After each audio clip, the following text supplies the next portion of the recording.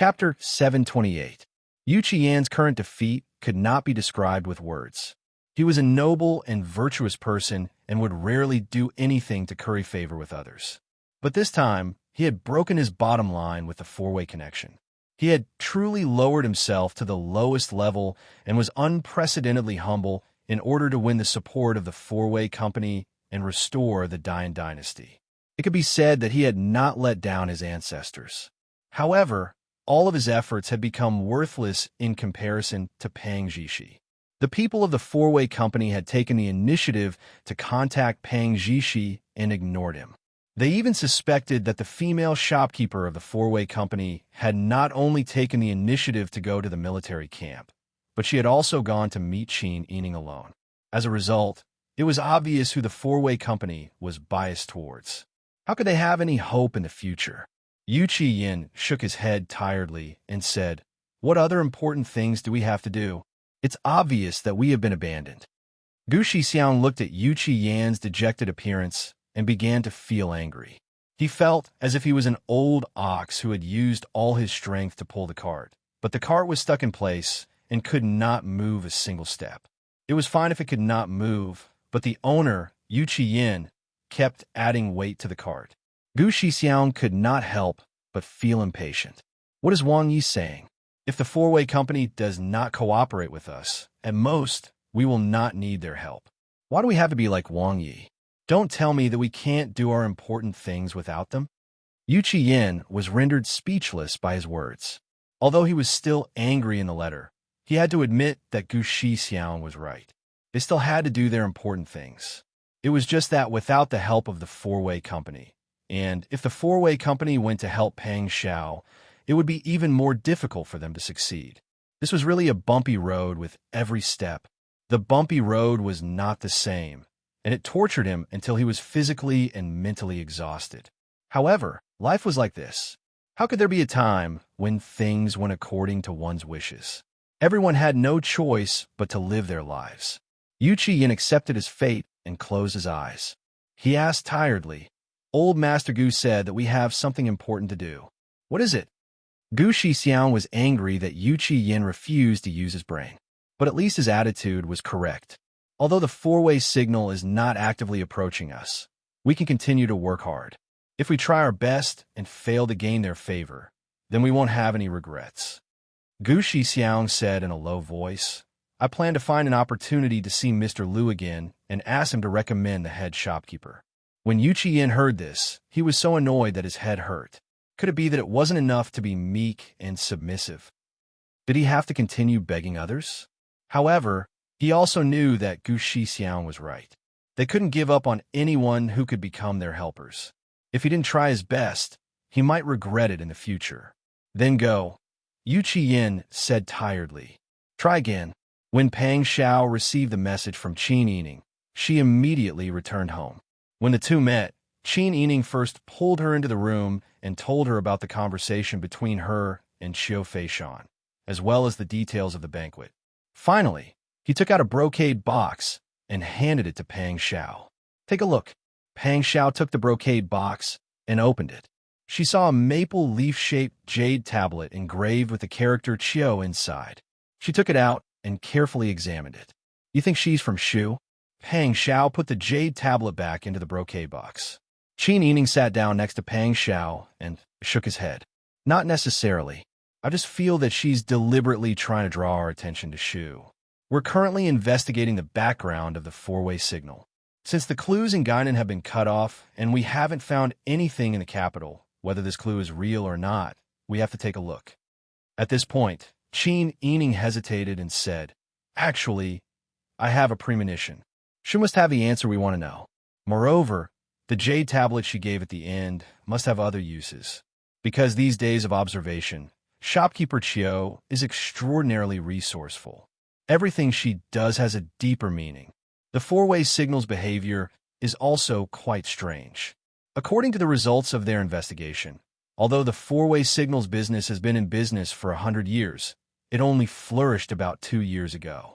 Qin Yining had reason to believe that Xiu Feishan was the driving force behind the sudden rise of the four-way signal. Pang Xiao said, If that's the case, then I'll send people to Shu to take a look. N. Tell them to come back quickly. Our business can't be delayed. Pang Xiao and Qin Yining discussed and rushed back to the barracks to arrange the deployment. While Qin Yining was waiting for the news, the Sun clan and the Ma clan also came to discuss with Qin Yining. Sister Yi, I heard that your grandmother has now settled down in Nanyan. Mother wants to go and see. I haven't seen your grandmother for a long time.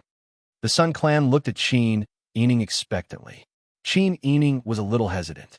After all, Nanyan had left Zhou's territory. Now that it was chaotic, it might not be safe to go out. Seeing her hesitation, the Ma clan said with a smile, "Alas, don't worry. We haven't encountered any danger on the way out. Besides, I'm following along. The people brought by bodyguard Chao are also good. I think there won't be any big problems." When Qin Yining heard this, she knew that the Sun clan had already made up their mind. Before they came to discuss with her, they had already discussed it with the Ma clan and Chao Yuqing. In fact, she could also understand the Sun clan's feelings. At worst, she could arrange more people to follow and protect them.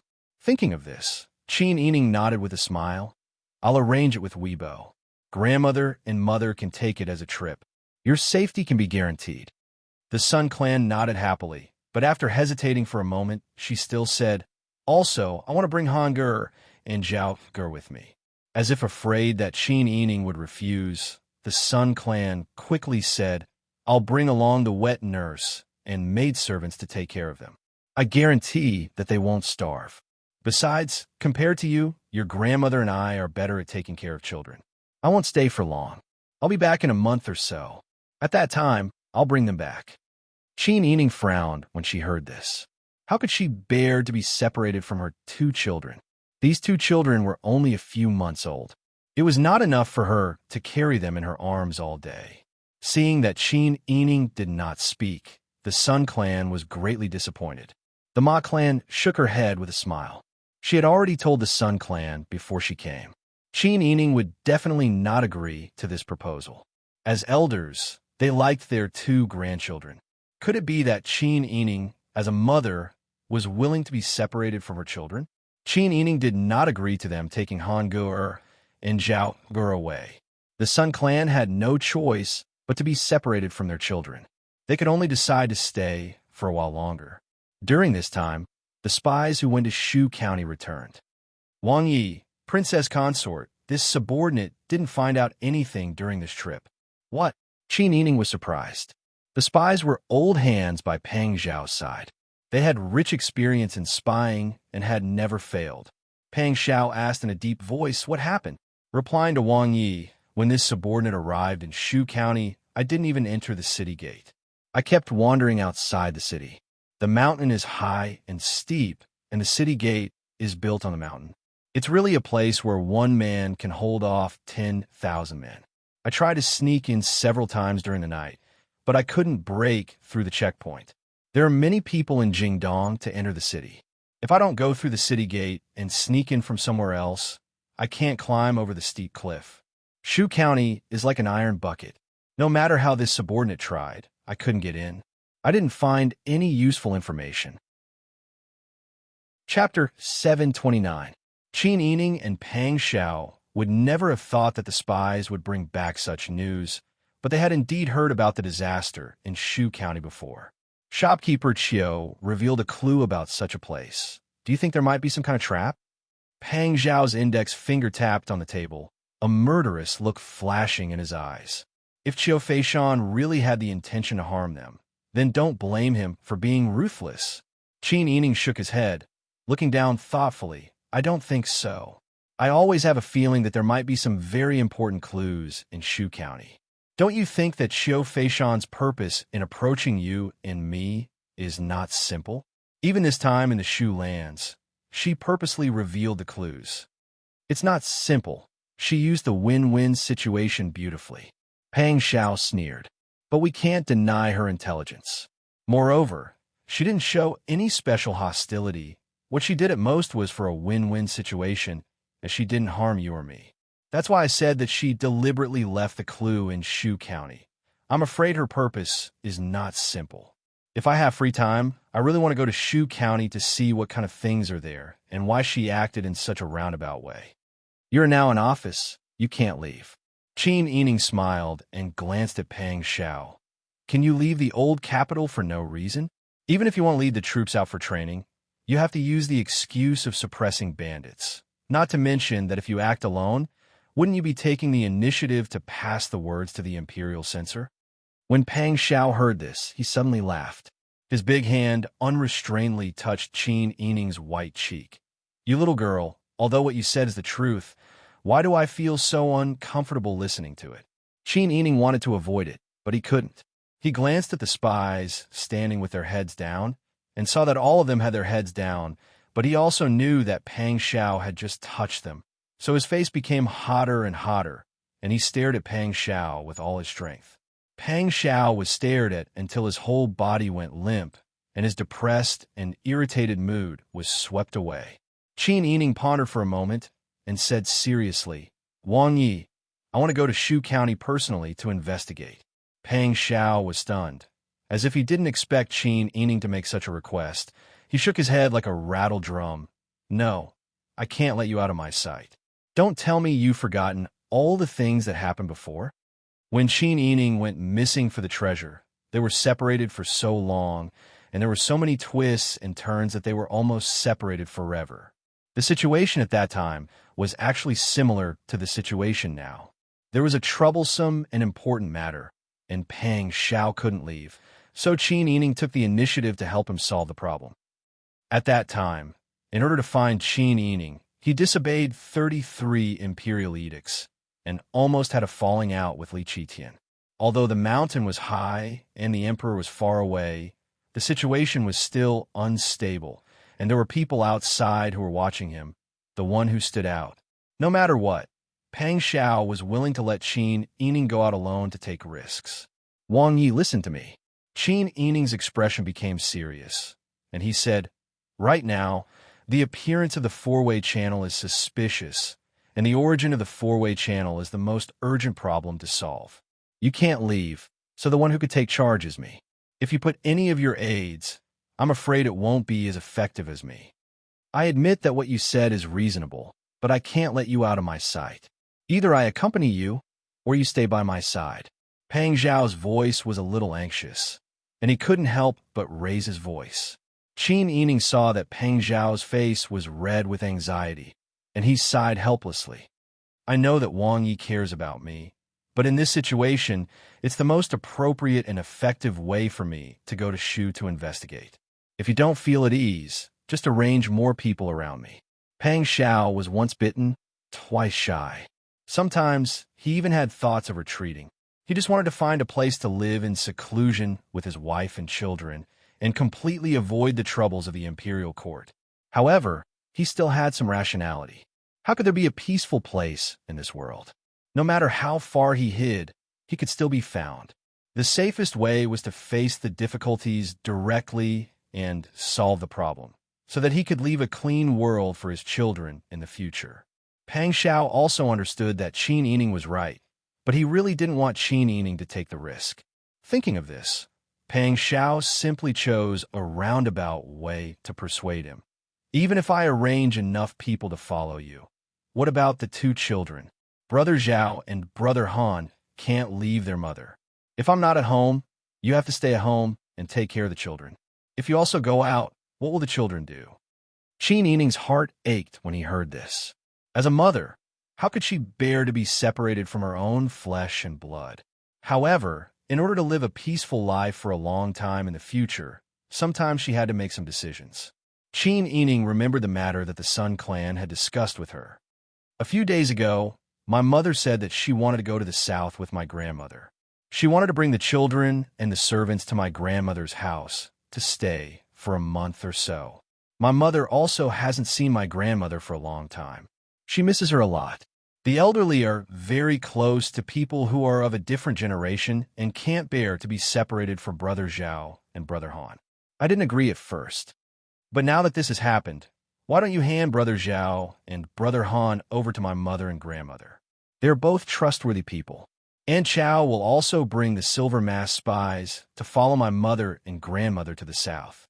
You just need to make some arrangements, and I think there won't be any problems. Pang Zhao's sword-like eyebrows were tightly knitted, and the space between his brows became a knot. Qin Yining said again, "We have serious things to do. It's not that we don't take responsibility for the two children. Besides, all the efforts we're doing now are for the children to have a better environment to live in the future, aren't they? If we don't pave the way, will Brother Zhao and Brother Han have to tuck their tails between their legs when they grow up? I know the reason, but I'm worried about you, and I can't bear to part with the two children." Pang Zhao's fingers gripped the armrests of the round chair. Because he used too much strength, his knuckles had turned white. Reality was like this, and it often didn't let people get what they wanted. Rui. Sometimes, even if you resisted, things would still happen. Qin Yining was right. Only by solving all the problems would the future path for the children and their families be smooth. Although it was troublesome for him to begin with, Pang Xiao was such a domineering person, but because of this, he actually had a strange feeling of self-pity. Chapter 730. Pang Xiao slowly raised his strong arms and hugged Qin Yining tightly. He buried his face in Qin Yining's chest and said in a muffled voice, "It's all my fault. I didn't give you and the children a safe home." "What nonsense are you talking about?" Qin Yining looked down at the top of Pang Xiao's head. This man had always been like a strong and tall tree, but also like an unsheathed sharp blade. His steadiness, determination, and courage had always been admirable. In front of others, he was the invincible god of war, Wang Yi. But in private, there were also times when he was weak.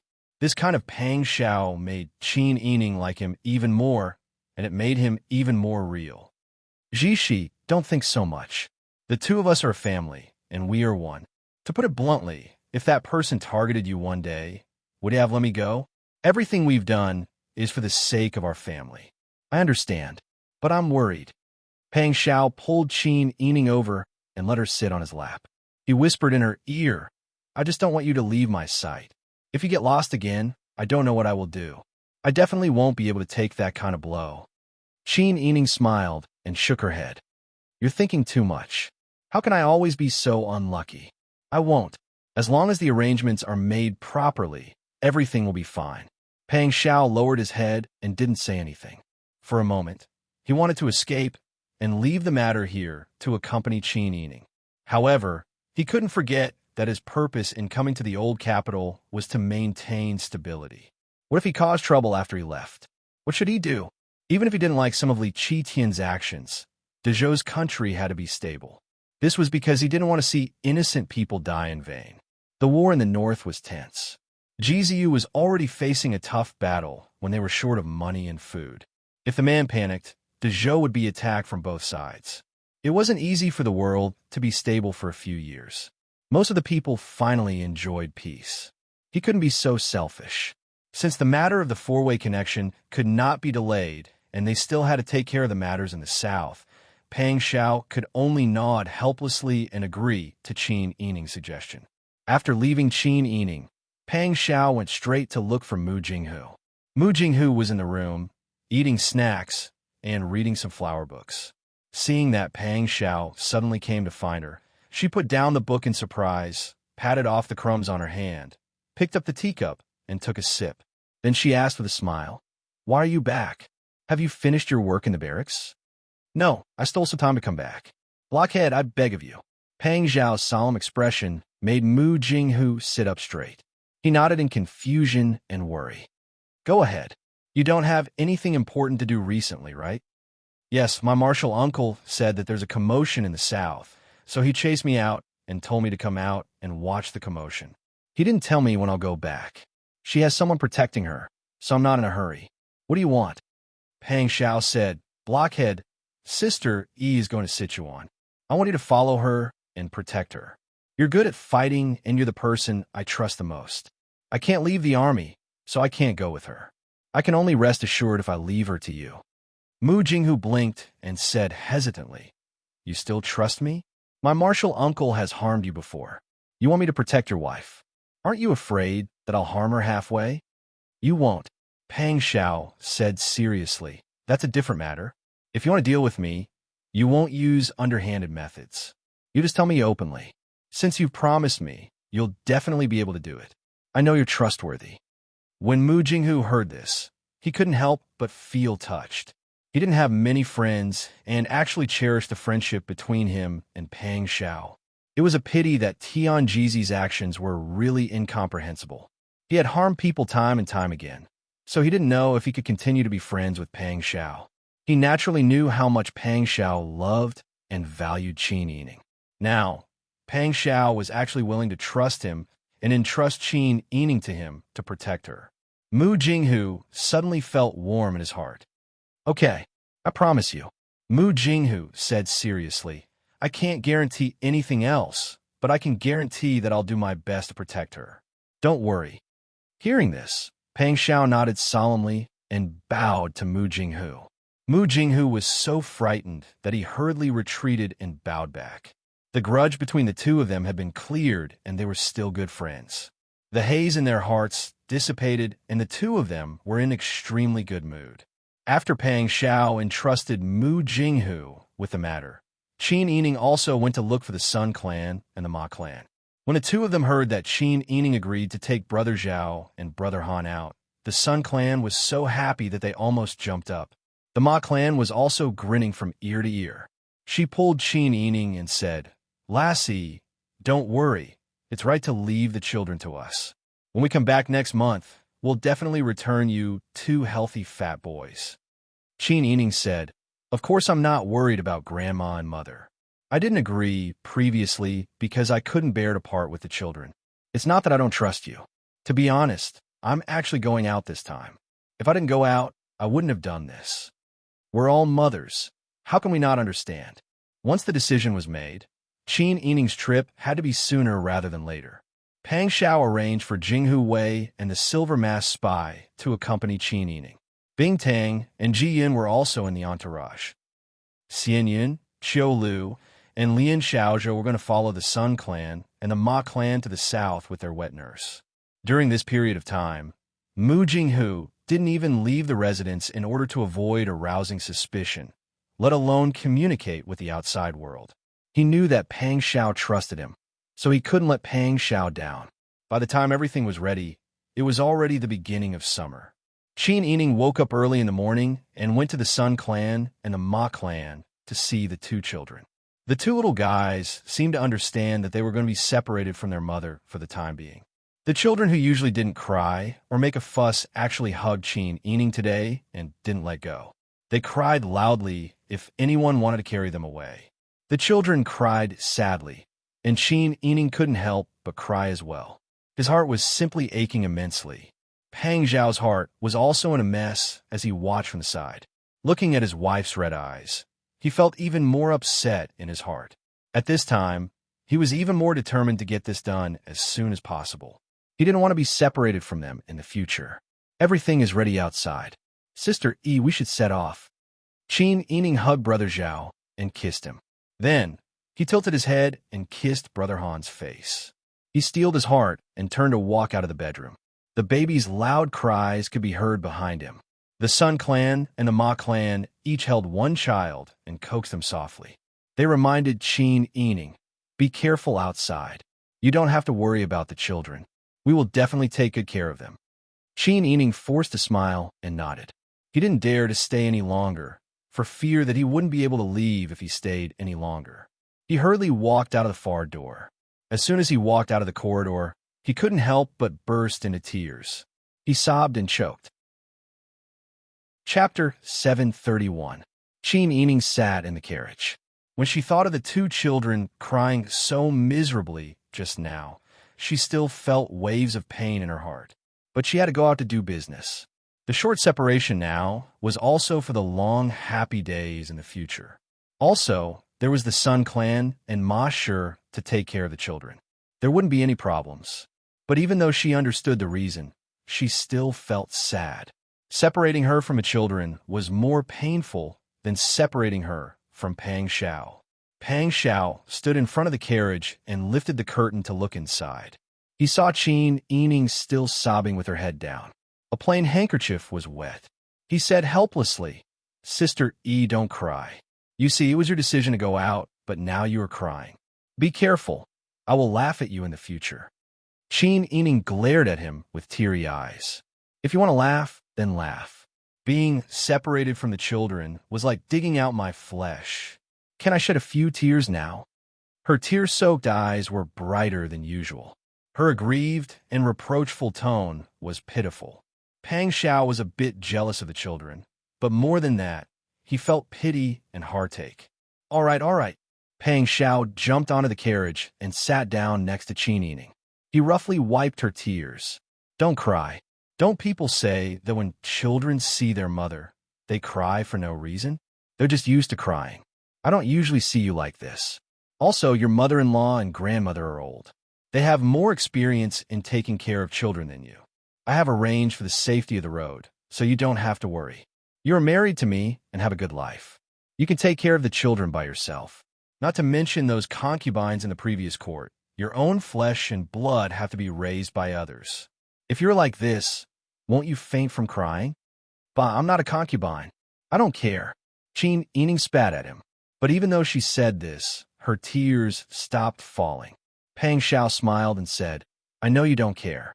Otherwise, you would be destined to be the empress. Why would you be bothered by me?" Hearing the jealousy and self-blame in his words, Chin Ening chuckled. "All right, Mr. Annoying. You should get out of the car. It's time for us to leave." "Yes, I'll get off now." Although he agreed, his lips did not hesitate to press on her forehead and eyes. His gaze towards her was also filled with endless gentleness. "Take good care of yourself." When he met Pang Xiao's gentle gaze, Chin Ening buried his head in his arms and said reluctantly, "I will. As for you, take care of yourself. If you encounter anything, you must remain calm and not be impulsive. You don't have to worry about me. I brought all my men." Pang Xiao tilted his head and lovingly kissed her cheek. His slender fingers twirled around a strand of her long hair that was hanging in front of her chest. He sighed and said, "I know. You should be more careful when you're outside. I'm really worried that I can't look after you. Fortunately, I entrusted you to Blockhead. Although Blockhead is close to Tianjizi, his character is trustworthy. Since he promised me, he'll do his best to protect you. I don't ask for anything else. I just want you to be safe and sound. If you can find out about those four-way numbers, then find out. If you can't find out, then come back. Just treat it as going out to play. Don't force yourself because of this. If you hurt yourself, then the losses will outweigh the gains. Do you understand?" "I understand. Even if I can't do it, there's still you. I won't force myself." Pang Xiao nodded and looked at the sky outside. No matter how reluctant he was, he could only suppress it. He let go of Chin Ening and let her sit up straight. He helped her tidy up her long hair and the crooked collar. He said, "I won't say too much and delay your journey. I don't want to miss the time to stay. You can set off now." Chin Ening nodded and patted Pang Xiao's big hand with her small white hand. "Don't worry." Pang Xiao grabbed her hand and kissed it. He looked at her for a while with great reluctance before jumping off the carriage. Bing Tang and Ji Yun, who had been hiding at the side, got on the carriage and closed the door. Pang Xiao flipped over and jumped onto the horse's back. His cloak fluttered and he waved his hand behind him. "Let's go." Huzi immediately shouted, "Let's go." Pang Xiao's Jinghu Wei set off together and escorted Chin Ening's team out of the old capital. They didn't say goodbye until they were 30 miles away from the city. They didn't carry anyone on their backs this time. Soon, the Yang Mansion and Yu Qiyan received the news. Yu Qiyan and Gu Shixiang naturally didn't know why. But a few days ago, they learned that the elders of the family Qin came. They thought it was the women who wanted to visit their relatives and friends. So they didn't take it seriously. Qiu Feishan listened to Magistrate Yang's report and smiled. "Are you sure they went to the west?" Magistrate Yang nodded. "I'm sure." Qiu Feishan's smile grew wider. "I see." She turned back and ordered Mr. Liu, who was following her, "Go back and meet Jinan Wang. Although they are useless, they are loyal and obedient. It's enough to wait for a while." Mr. Liu immediately nodded and turned back to send an invitation to Yu Qiyan and Gu Shixiang. Yu Qiyin and Gu Shixiang knew that the people of Sidong number took the initiative to contact them. They were so happy that they didn't take Qin Yining's departure to heart even more. Qin Yining led a group of people to escort them. The journey was very smooth. Even if they met some heroes, they were taken care of by the people accompanying them one by one. After more than a month, when summer came, they finally got close to the land of Shu. Qin Yining found that the closer they were to the land of Shu, the better and wealthier the people were. Compared with the old capital, which was full of ruins and people often starved, the people near the land of Shu lived a peaceful and prosperous life. Finally, in the afternoon, Qin Yining's team arrived at Jianchuan Pass of Shu. Qin Yining alighted from the carriage. Her crescent-white dress fluttered in the breeze, outlining her figure that had lost a lot of weight in recent months. The air was filled with the faint fragrance of green plants. She used a round fan to block the sunlight on her forehead. Squinting her eyes, she looked up and saw towering and steep cliffs extending to both sides. There was a plank road on the cliffs that could only allow one person to pass sideways.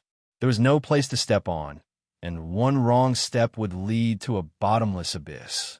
Right in the middle, the fortress-like Jianchuan Pass was like a dignified warrior, solemnly guarding the territory behind it. The guards in red robes stood on top of the city gate. Although the city gate was open, not many people walked in. Most people were stopped outside the gate. Qin Yining was shocked by the scene in front of her. Even the people behind her were speechless for a moment. After a long time, Mu Jinghu said, "No wonder people say that the road of Shu is as difficult as ascending to heaven. There's almost no need for soldiers to guard this pass. They only need to send people to guard the gate tower. The cliffs on both sides are so steep that I'm afraid they can only fly over if they have wings." Qin Yining nodded. Previously, when the people sent by Wang Yi replied, they said that they couldn't enter this place. Now that I see it with my own eyes, I know why they can't enter. Those plank roads built on the cliffs might not even be able to walk, let alone climb over the cliffs. Jingzhe, go forward and take a look. Why are there so many people gathered outside the gate and not going in? Jingzhe nodded and strode towards the gate. Chapter 732. Jingzhe strode towards the city gate. The closer he got to the city gate, the more he could feel the pressure from the steep cliffs on both sides. Soon, he arrived at the city gate and saw the guards dressed in bright red robes, inspecting the travel permits of the people entering the city. Jingzhe took out the travel permits from the old capital and lined up with the people preparing to enter the city. He walked forward slowly, but from the corner of his eye, he observed the people who were stopped by the city gate guards. The inspection was very efficient. Some people were allowed to pass after a few questions, but others were stopped after taking a look at the travel permits. Jingzhe found it strange. Pang Xiao had ordered people to gather information, so he must have issued travel permits as well. However, the other party didn't even enter the city gate. He observed the people around him and began to wonder what the standard of the city gate guards was. When it was Jingzhe's turn, he handed over the travel permit and said with a smile, "My master is here to do business. The carriage is not far away." The guard looked at the words on the travel permit and stuffed it back into Jingzhe's arms. He pushed him aside and said, "Next, next."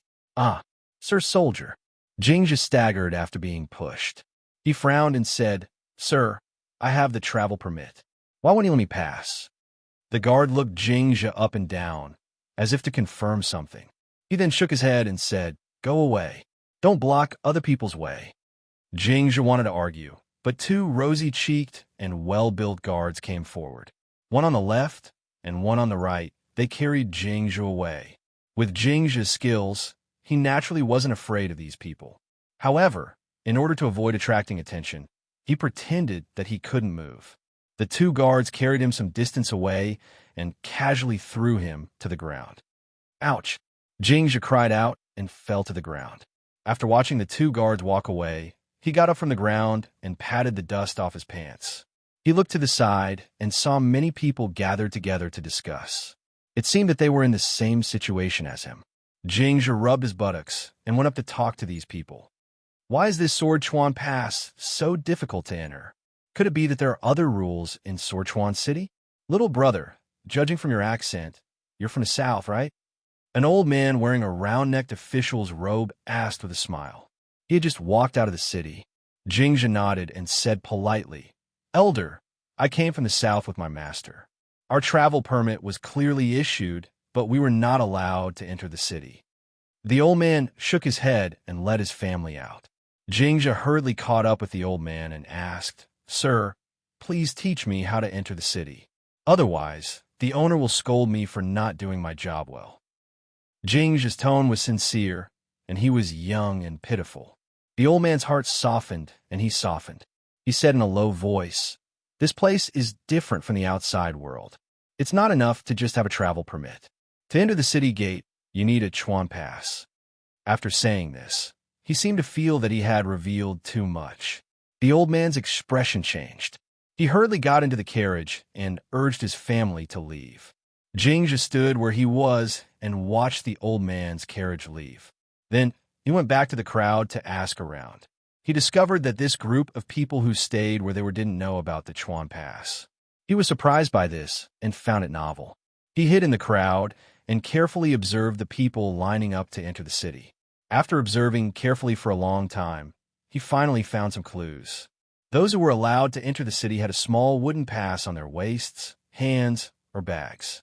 It was carved into the shape of a maple leaf and had a tassel at the bottom. Only a few people wore a different type of pass. Jingja immediately confirmed that the old man's words were true. He hurriedly went back to Qin Yining.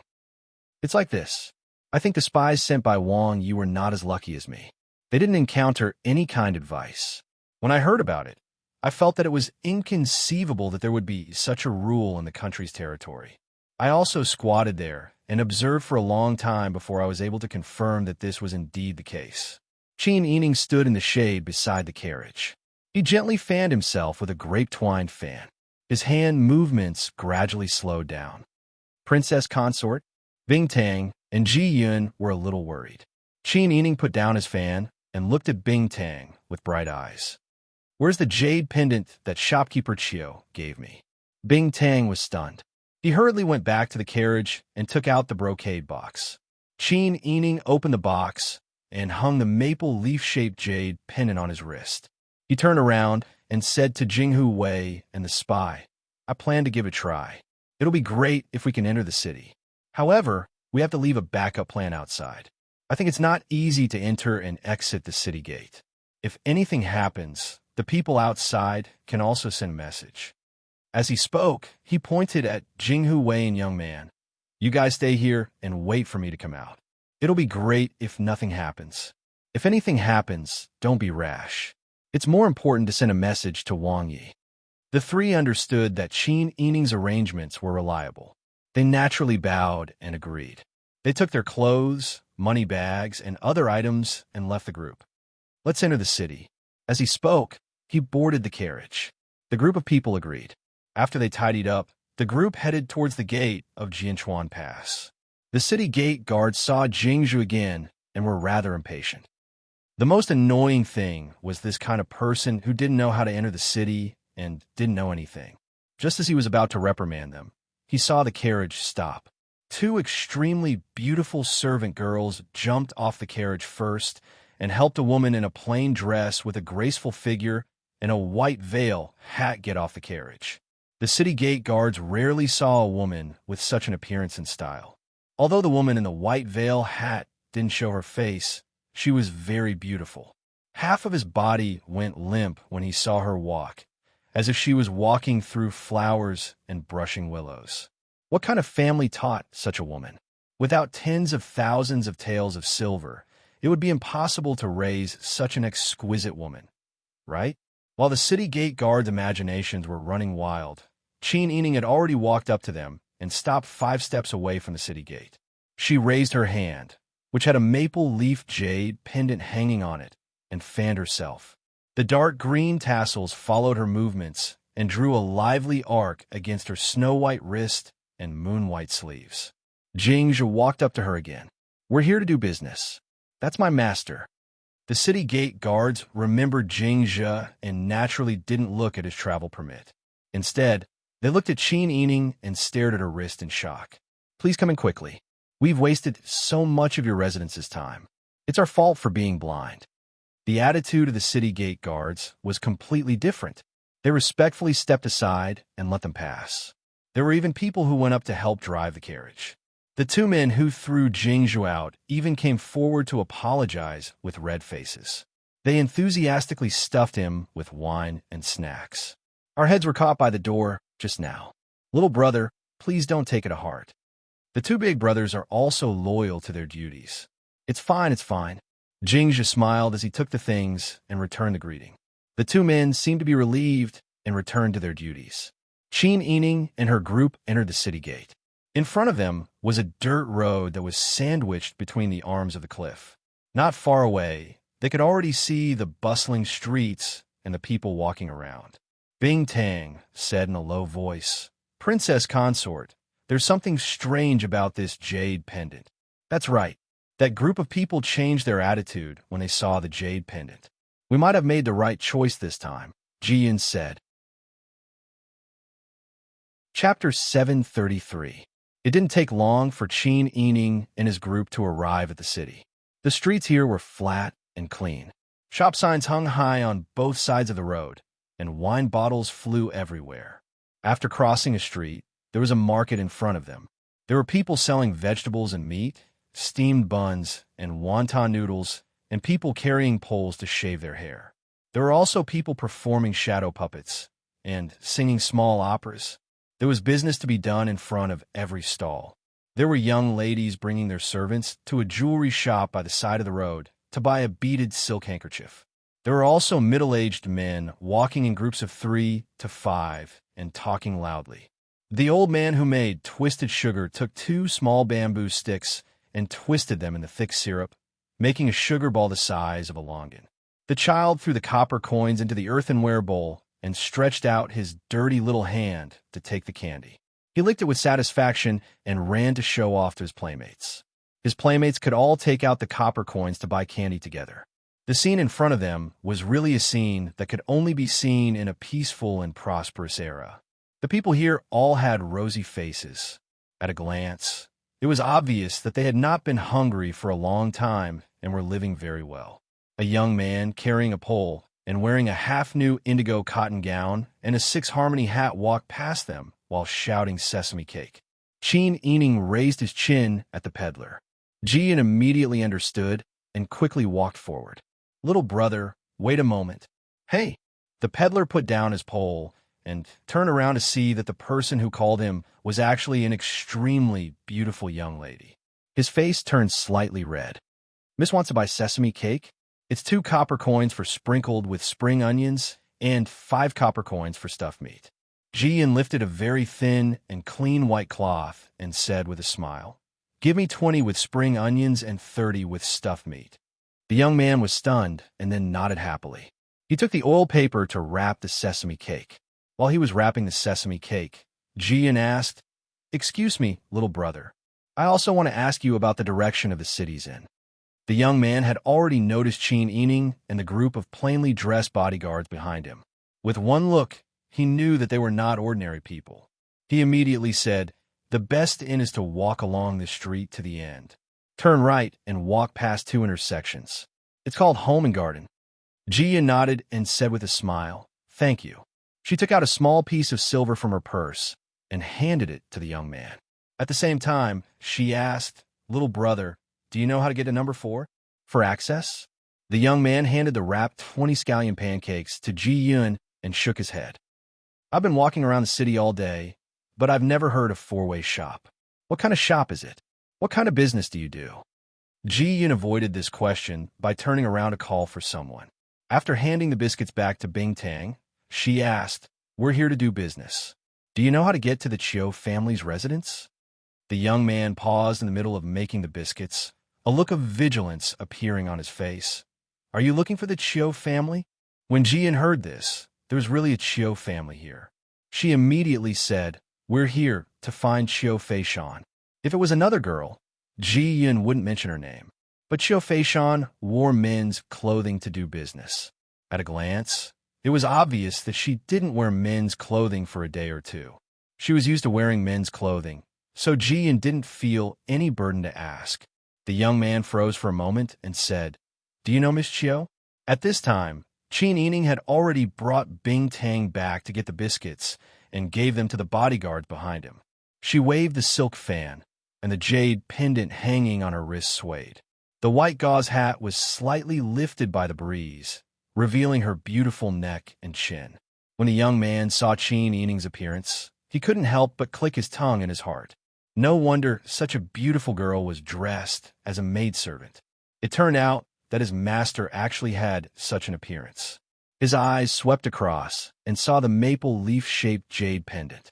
The young man's expression relaxed, as if he was completely relieved. He smiled and said, "So you're Miss Chiu's friends. The Chiu family's residence is in the east of the city. That large area is connected to the Chiu family's relatives. But I heard that Miss Chiu went out to do business. I haven't seen her in the city for some time. If you're looking for her, I'm afraid you won't be able to find her." Ji Yun took the biscuits and distributed them to Mu Jinghu, Jingzhe, and the other Jinghu Wei servants. Qin Yining also picked up a sesame seed biscuit with spring onions and said with a smile, "Thank you for telling us. Since we're here, we should at least pay her a visit." Ji Yun immediately added a small piece of silver and gave it to the young man selling biscuits. The young man originally wanted to refuse, but Qin Yining smiled and said, "Today's a good day. Little brother, accept it." Only then did the young man embarrassedly accept the silver. He carried the half-empty basket and continued to shout sesame seed biscuits as he walked away. Qin Yining looked at his back as he left, and the smile on her lips gradually faded. She turned around and said, "Let's go to Homey Garden to stay." Yes, everyone set off and took a detour to Homey Garden. Because there were many women and there were many people, they directly booked a side courtyard to stay. After everything was settled, Qin Yining first instructed the shop owner to prepare food. The bodyguards following her were all young men. Each of them was given 1 or 2 sesame seed biscuits just now, but it wasn't enough to fill the gaps between their teeth. Even if they found something fishy, they had to wait until they were full. Qin Yining, Bing Tang, and Ji Yun ate in the house. Just as they finished eating and washed their hands, Mu Jinghu came to visit. "Something's not right today. You have to be careful," Mu Jinghu said as soon as he sat down. Qin Yining also nodded solemnly. "Something's not right. Qiu Feishan is the head shopkeeper of Sidong Shop and is also the eldest daughter of the Qiu family. Just now, Ji Yun wanted to ask about Qiu Feishan and casually mentioned the Qiu family." The young man selling sesame seed biscuits actually had a face full of reverence and respect. Just like the city guards, he also recognized this jade pendant. Qin Yining picked up the maple leaf jade pendant and waved it in front of her eyes. "Qiu Feishan deliberately led me here and even gave me the Chuan jade pendant in advance because she knew that I would use it." Jingzhe said that the other people's jade pendants were all wooden, which was different from this one. Just now, when I asked the peddler about Qiu Feishan, he saw that I had this jade pendant and no longer guarded against me. All of this shows that we have been lured here. Qiu Feishan is the eldest daughter of the Qiu family, and she is someone that everyone in Jianchuan City knows. This jade pendant most likely represents the identity of the eldest daughter of the Qiu family. Otherwise, their attitude would not have changed like this. The most important point is that the young man did not know about Sidong Shop, as if he did not know that Sidong Shop was a business of the Qiu family. Qin Yining rambled on, telling Mu Jinghu all the analysis and guesses in his heart. Mu Jinghu frowned and thought for a while, then said, "Maybe Lady Qiu ran her own business outside, and the family and outsiders did not know about it. Your analysis is reasonable. In fact, no matter what, we have fallen into a trap." Qin Yining looked down and once again had a new understanding of Qiu Feishan's intelligence. This was the first time he met someone who was so good at scheming and who had calculated everything in advance. Why did she lead them to Jianchuan City? Chapter 734. Qin Yining and Mu Jinghu looked at each other, and their gazes landed on the jade tablet in Qin Yining's hand at the same time. This thing must have lured them here, but we don't know the reason behind it. Qin Yining frowned worriedly. Mu Jinghu said nonchalantly, "Since you think it's strange, then don't bother with it. Just push it away. I don't believe that the Chiu family will be able to barge in." Qin Yining was amused by Mu Jinghu's carefree attitude. "We came here to investigate. Now that we have a lead, how can we avoid it?" She came here to investigate Sitong. Sitong was an old shop with 100 years of history. They were very nostalgic and mysterious, and did not leave any clues in the pugilistic world. Even Pang Zhao spies were sent to Guinan, which had nothing to do with them. Now that she was in Jianchuan City and had finally found some connections, she still wanted to know the background of the Chiu family. How could she give up so easily? Thinking of this, Qin Yining stood up and called Jing Zhuin. "You guys split up and go to the city to investigate the Chiu family. I don't care if it's a big or small matter. I just want to know anything related to the Chiu family." Jing Zhuin nodded and said worriedly, "If we go out, what will happen to the princess consort's safety?" Qin Yining smiled and said, "Don't worry, I still have young Master Mu by my side. Don't worry, I will follow and protect the princess consort." Mu Jinghu promised seriously. Jing Zhuin trusted Qin Yining's intelligence almost blindly. Now that Qin Yining said that Mu Jinghu could protect her, he naturally believed him. He immediately went out to make arrangements to gather information. Qin Yining brought Bing Tang, Ji Yun, and Mu Jinghu to meet the old Master Chiu from the Chiu family. Because Qin Yining was already married and had traveled extensively with Pang Xiao, he had seen all kinds of situations. Naturally, he didn't wear a veil hat inside the room. This time, she hung the entering Chuan card on her waist as if it were a skirt.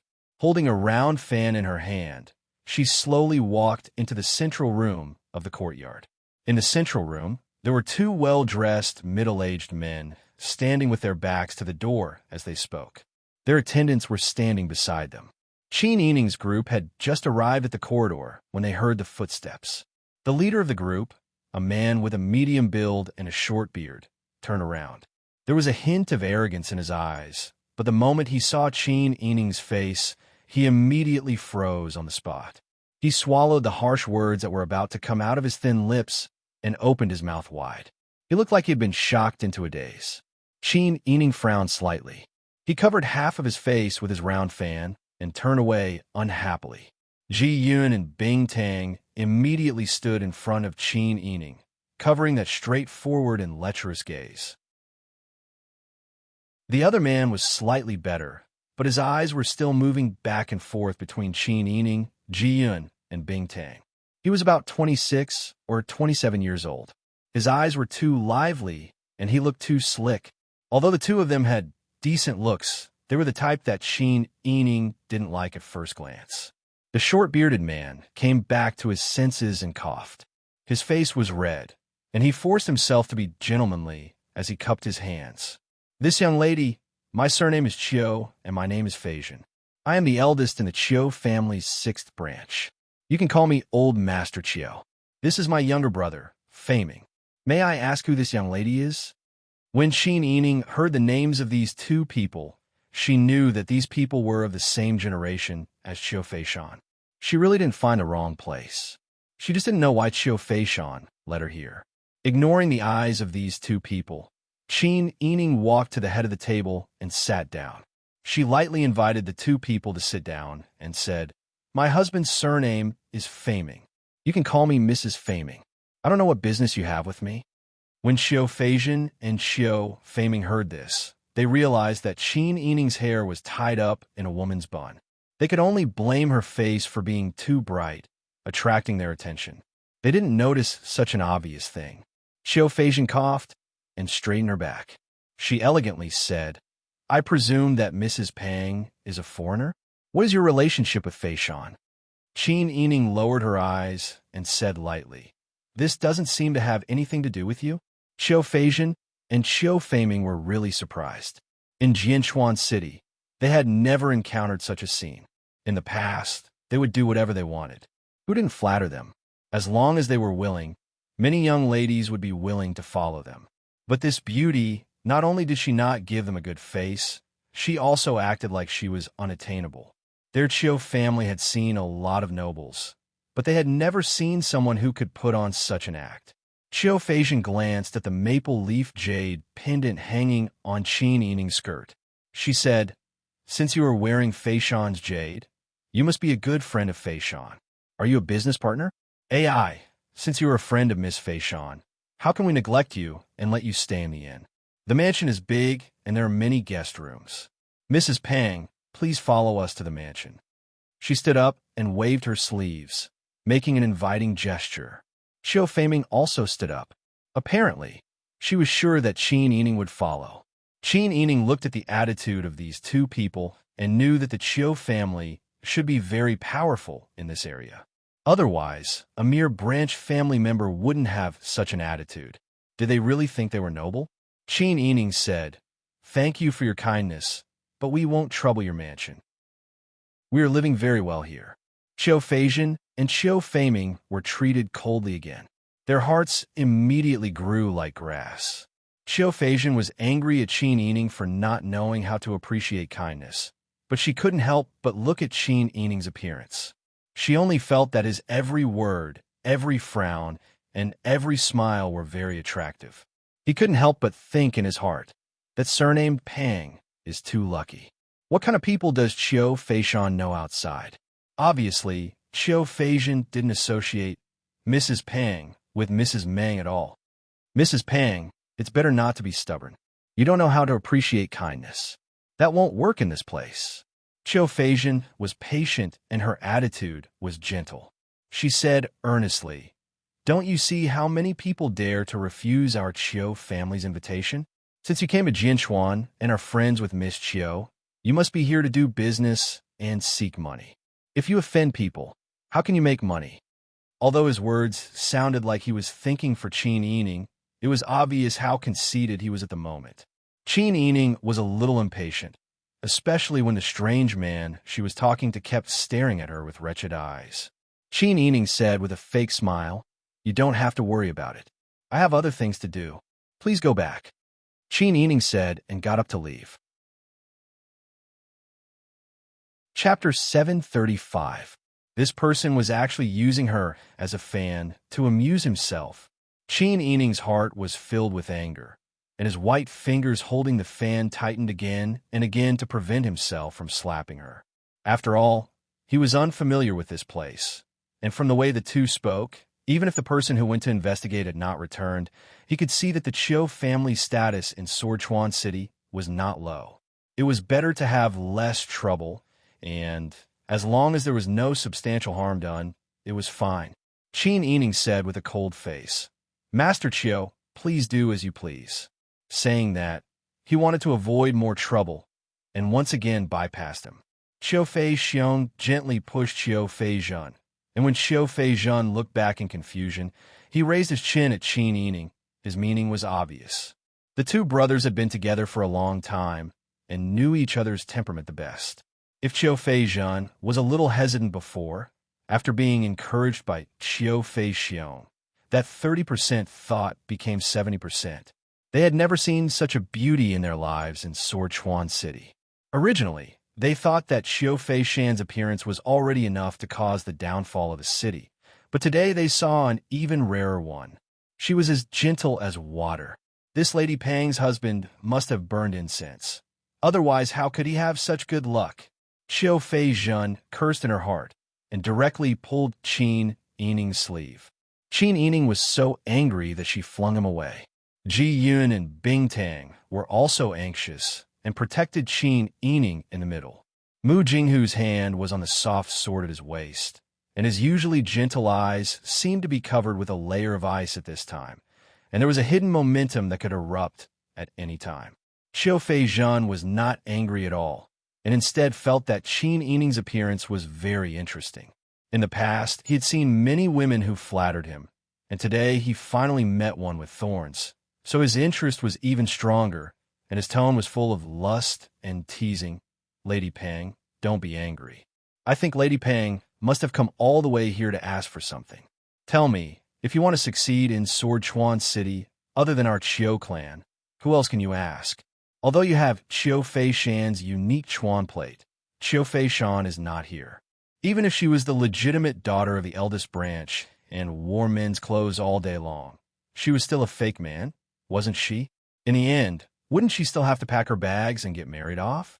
Although I'm from the sixth branch, my relationship with second uncle is indisputable. If you are willing to have a cup of wine with me, we can talk about life all night long. And I can have fun either way. Why not? As long as I'm satisfied. Even if you want the stars or the moon, I can pluck them for you. What do you think, little beauty? The more Qiu Feizhen said, the closer he got to Qin Yining's eyes. He seemed to smell the soft fragrance of a woman when he breathed, which made the fire all over his body go to one place. He couldn't help loosening his nose and taking a deep breath. Yes, how fragrant you are. Before he could finish his sentence, he felt himself flying up into the air. He felt a sharp pain in his lower abdomen, and the pain numbed him for a moment. He screamed and fell to the ground. He spread his legs and covered his private parts with his hands, trembling and unable to say a word. Mu Jinghu took back his foot and strode forward to add another kick to his private parts. Bastard, who do you think you are? Mu Jinghu didn't just stomp on him twice, she also slapped him in the face. Qiu Feizhen spat out a mouthful of blood and a few teeth. However, other than screaming in pain, he couldn't say anything else. Mu Jinghu's movements were too fast, and Qin Yining didn't even have time to react. Qiu Feizhen was also shocked by Mu Jinghu's sudden actions. He stood to the side, as if his feet were rooted to the ground. He didn't even dare to help Qiu Feizhen and only called out to the servants behind him with a trembling voice. Quick, quick, this is killing someone, quick. The servants still had some courage. One of them helped Qiu Feizhen to escape, while the other two rushed to carry Qiu Feizhen and ran away. Their shouting and Qiu Feizhen's cries of pain echoed in the courtyard, attracting the inn's shopkeeper and waiters.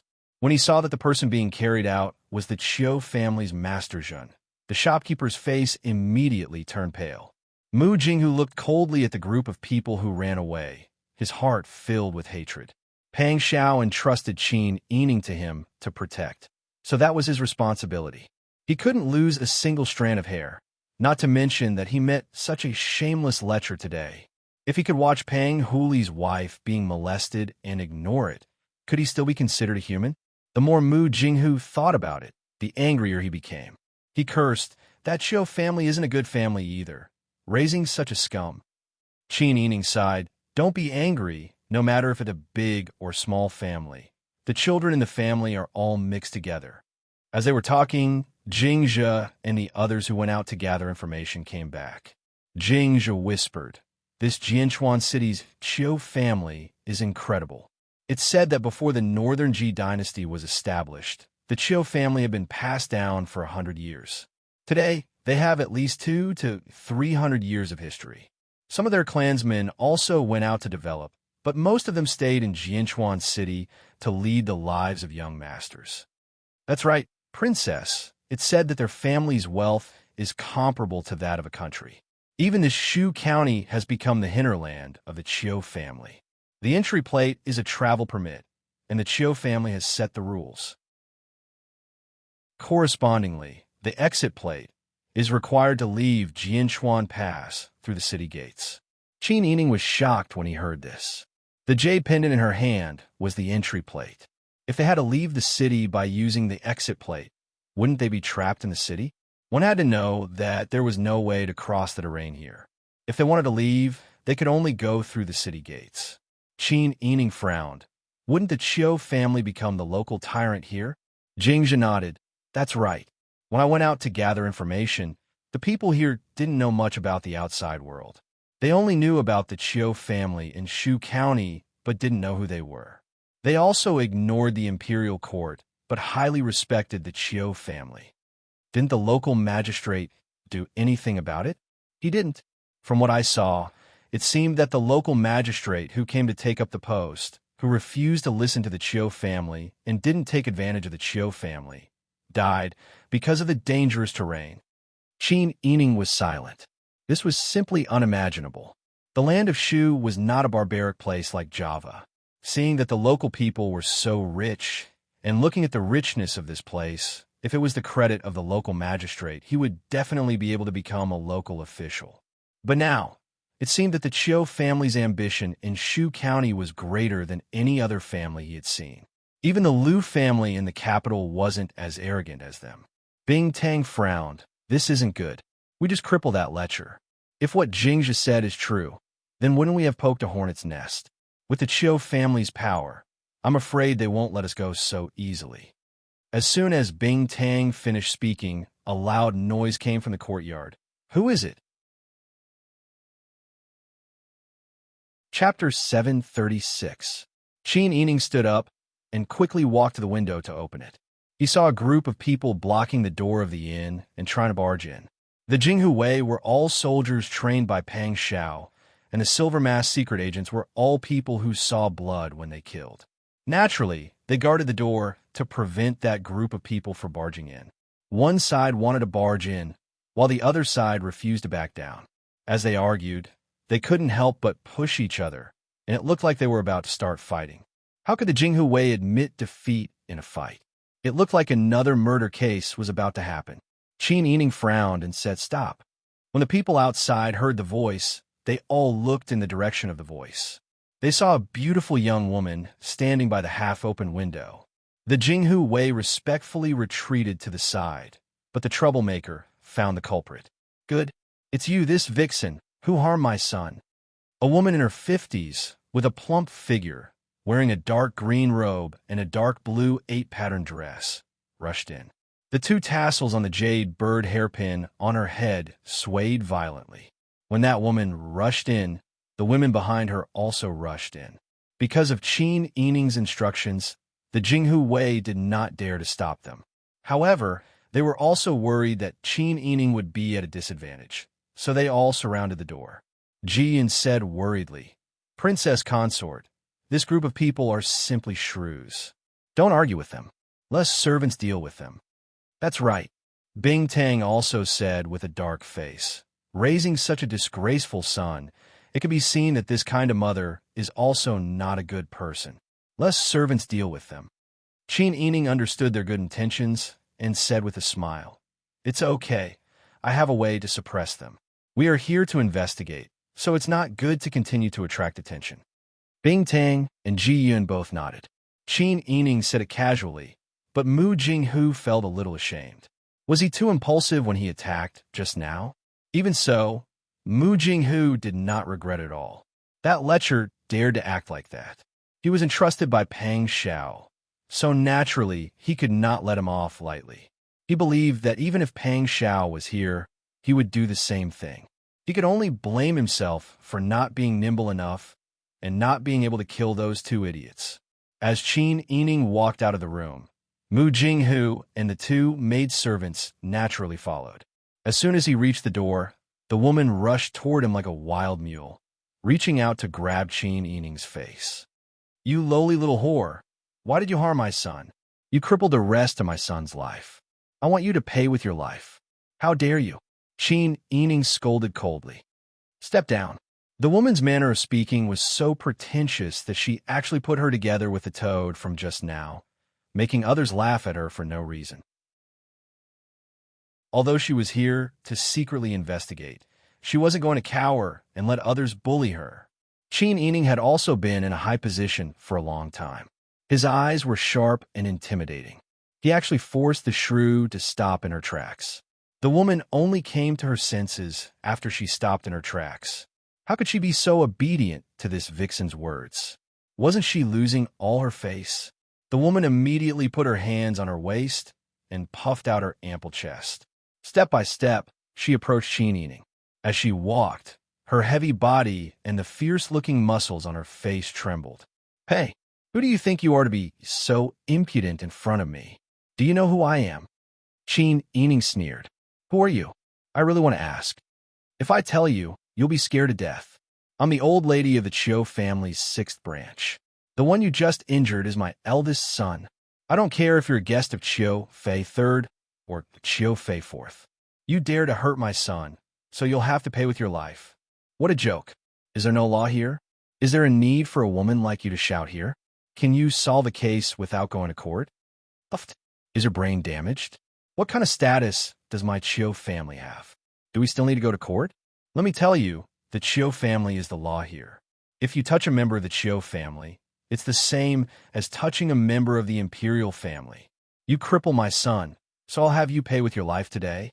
Old Lady Chiu turned around and scolded the guard she brought with her. Why aren't you arresting this vicious whore for me? I'll see who dares. Qin Yining turned around and ordered Ji Yun. Ji Yun opened the brocade box in her hands. Inside was the gold medal and golden seal of the Prince Zhongshuan's imperial concubine bestowed by the emperor. As she opened the lid, the items inside reflected the sunlight in front of everyone. It was extremely dazzling.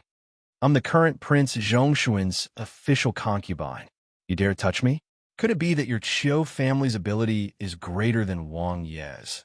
Greater than the emperor's? Ji Yun took a step forward with the brocade box in her hands. She showed the items that could prove Qin Yining's identity to everyone and said in a clear and stern voice, My family's Wang Fei is the Prince Zhongshuan's imperial concubine. Your Majesty's golden mouth and jade words personally conferred the title of a supreme noble lady. You're the wife of the Chiu family's 6th branch. Could it be that your status is greater than the Wang Fei's? Ji Yun's scolding caused everyone's hearts to tremble. Even if their knowledge in the city was shallow, they still knew the current state of the world. The god of war Wang Ye's reputation was not undeserved. Pang Zhishi's contributions to the conquest of Izhou could not go unnoticed. How could they have imagined that Pang Zhao's Wang Fei would suddenly appear in Jianchuan City? This was simply something they did not even dare to think about. Old Lady Chiu gritted her teeth. In the end, she was still somewhat timid. As a woman, she was afraid that she would be scolded by a man if she took a wrong step. She immediately sat on the ground and cried loudly. My son, it's your hard life. It's your mother who is useless. You're already so old, yet you're being bullied. They have a high position and power. We can't win or sue them. They're using their power to suppress us. What can we do? My poor son, the rest of your life has been ruined. Old Lady Chiu beat her chest and cried heart-wrenchingly. The women folk she brought with her also cried and cursed incessantly. Even if these people did not rush forward to harm Qin Yining, their cries were still annoying. Qin Yining's temples swelled with pain. He pressed his fingers against his temples and said, You're from a large family. You didn't discipline your son well and allowed him to come out and do evil. You didn't teach him and caused him to not know the immensity of heaven and earth. He disregarded the laws of Izhou. Now that he has offended his superiors and offended this king's consort, letting him live is already the benevolence of this king's consort. You don't know how to be grateful and even gather here to cause trouble. Even if you're the Wang Fei, you have to be reasonable. What did our son do to you? He didn't really touch you. Yet you're so ruthless. You're too heartless. Old Lady Chiu cried even louder. No matter how patient Qin Yining was, he was worn out by Old Lady Chiu's scoundrel behavior. Who would have thought that Chiu Feishan's family would have such a person? This was really too inconceivable. A large family that had been passed down for more than 100 years could actually raise such a ruffian who caused trouble on the streets. It was obvious that a large family was not good. Not to mention other things, the children were already mixed with good and bad. Qin Yining took a deep breath and turned around to look at Jinghu Wei. Go and invite the local magistrate to this king's consort. Yes, that person accepted the order and took the name card to visit the local magistrate. After saying that, he didn't quarrel with these wailing women and turned around to find a stone bench to sit down. When the Bingtang saw this, he hurriedly went to get a soft cushion and tea for Qin Yining to sit more comfortably. When Old Lady Chiu and the others saw that Qin Yining was so ostentatious that even the local magistrate was invited, they were even more helpless and cried even more sadly. Heavens, my son, how can mother help you redress your grievances when you meet such a domineering and unreasonable person? Qin Yining sat upright in his seat and lowered his eyes to drink tea, completely ignoring this group of people. Chapter 737. Qin Yining knew that at this time, it was inevitable that her identity would be exposed.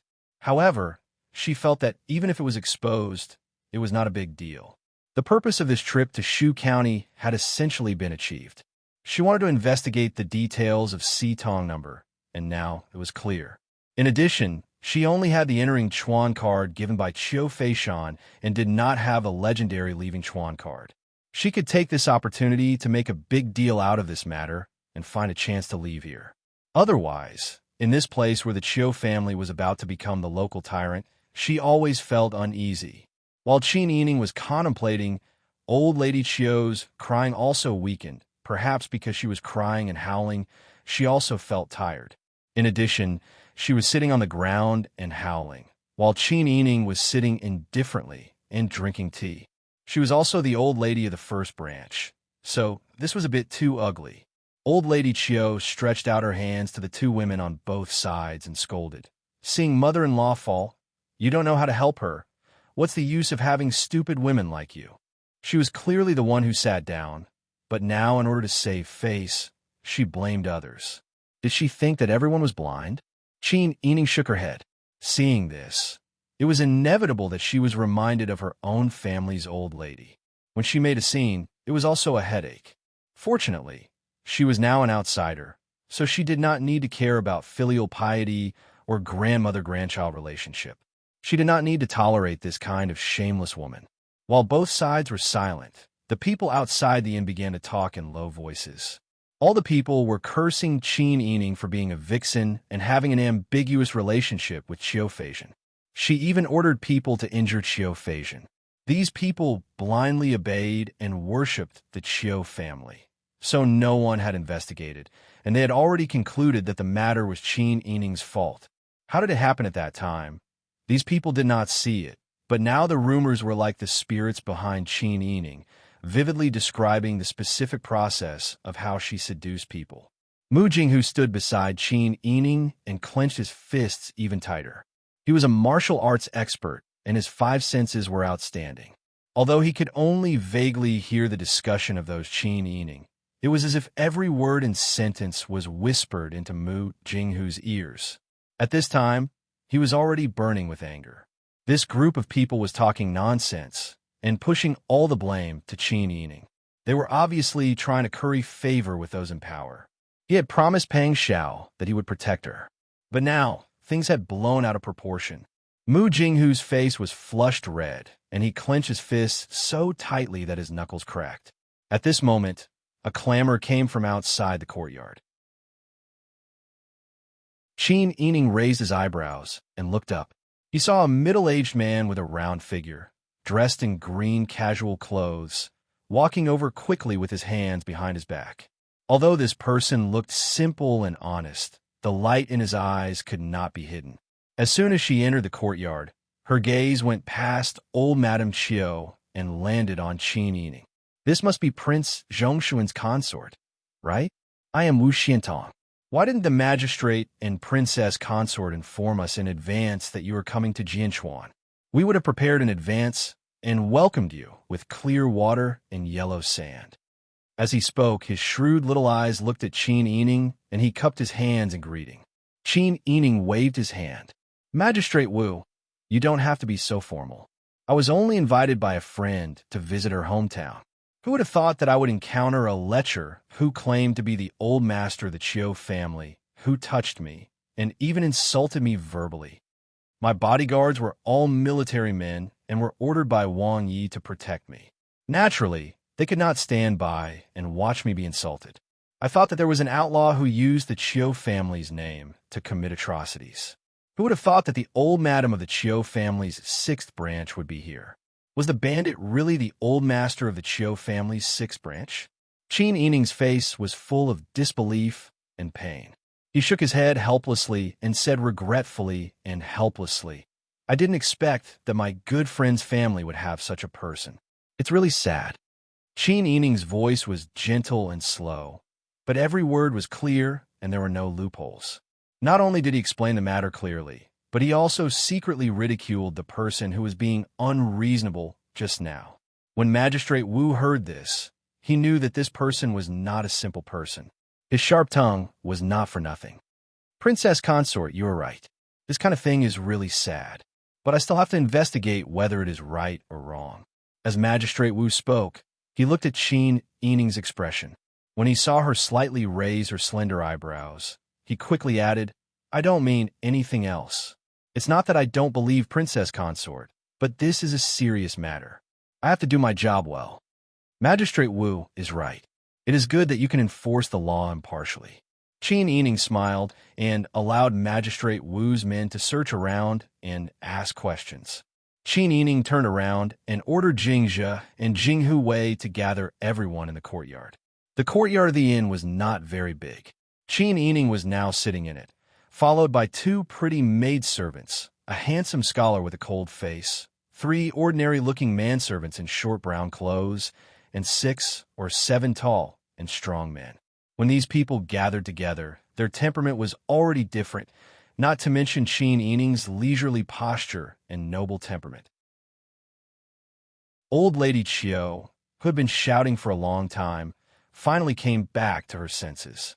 She truly realized that she seemed to have pointed at a princess's nose and scolded her. She even scolded her very harshly. She seemed to want to pull her, but even so, her panic only lasted for a moment. Who was she? She was the old madam of the Qiu family's 6th branch. Did the Qiu family have to consider the feelings of outsiders in Jianchuan? Old Madame Qiu thought of her son who was crying at home. Thinking that the happiness of the rest of her son's life was ruined, her anger and hatred burned again. She wiped her tears and rushed to Qin Yining. You witch! You failed to seduce my son and try to kill him. You are simply shameless. Old Madame Qiu was like this, and so were her 2 daughters-in-law, full of hatred. They thought that the local magistrate was here, and the magistrate said that he would investigate the matter carefully, so the Qiu family would not act rashly. Who knew that old Madame Qiu would not act according to common sense, and rushed forward like a madwoman.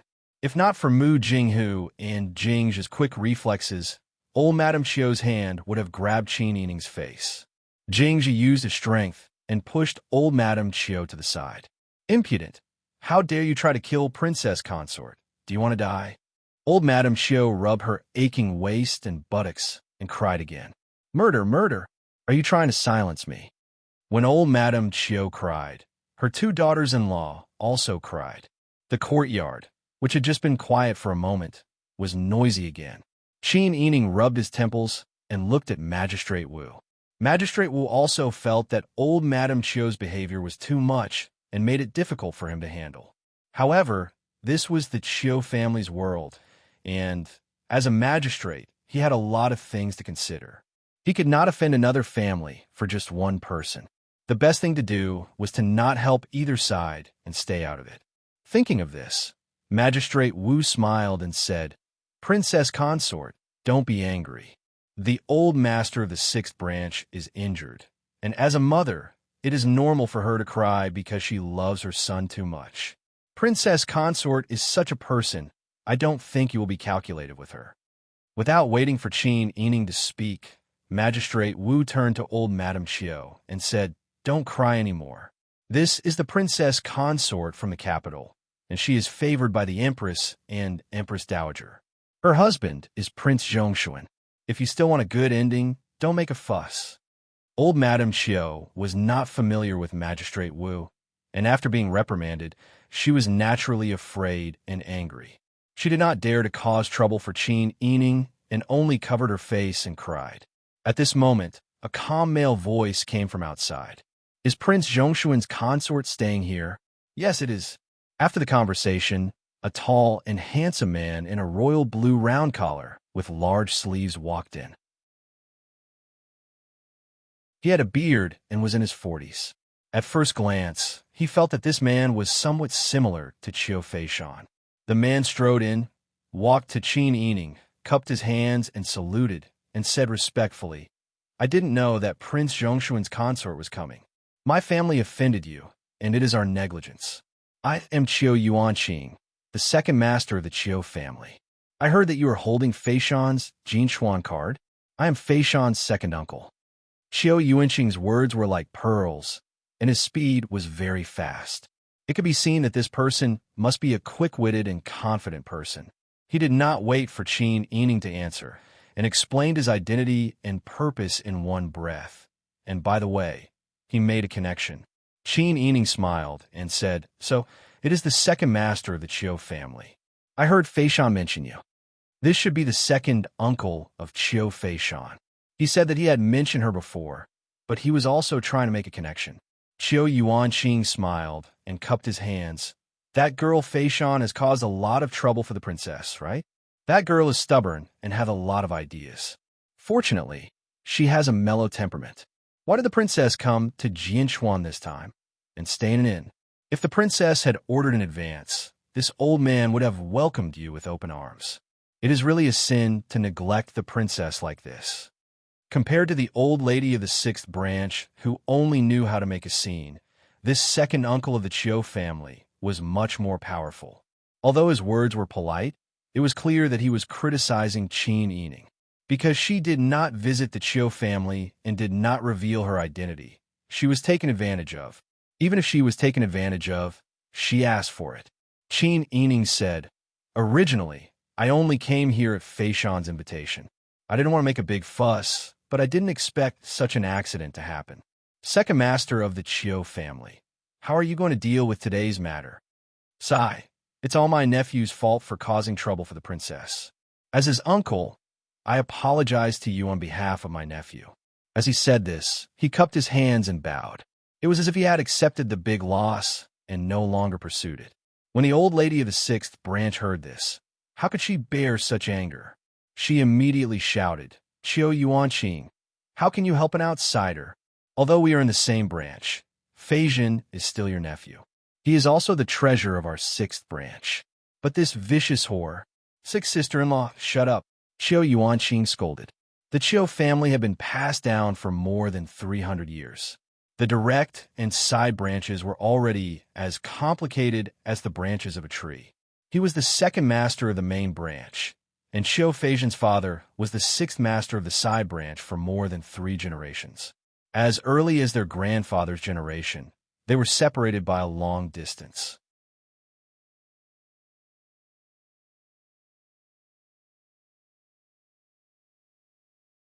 She was sure that even if Pang Xiao regained control of the Tiger Army and brought his own men, it would not be easy to break through Jianchuan Pass.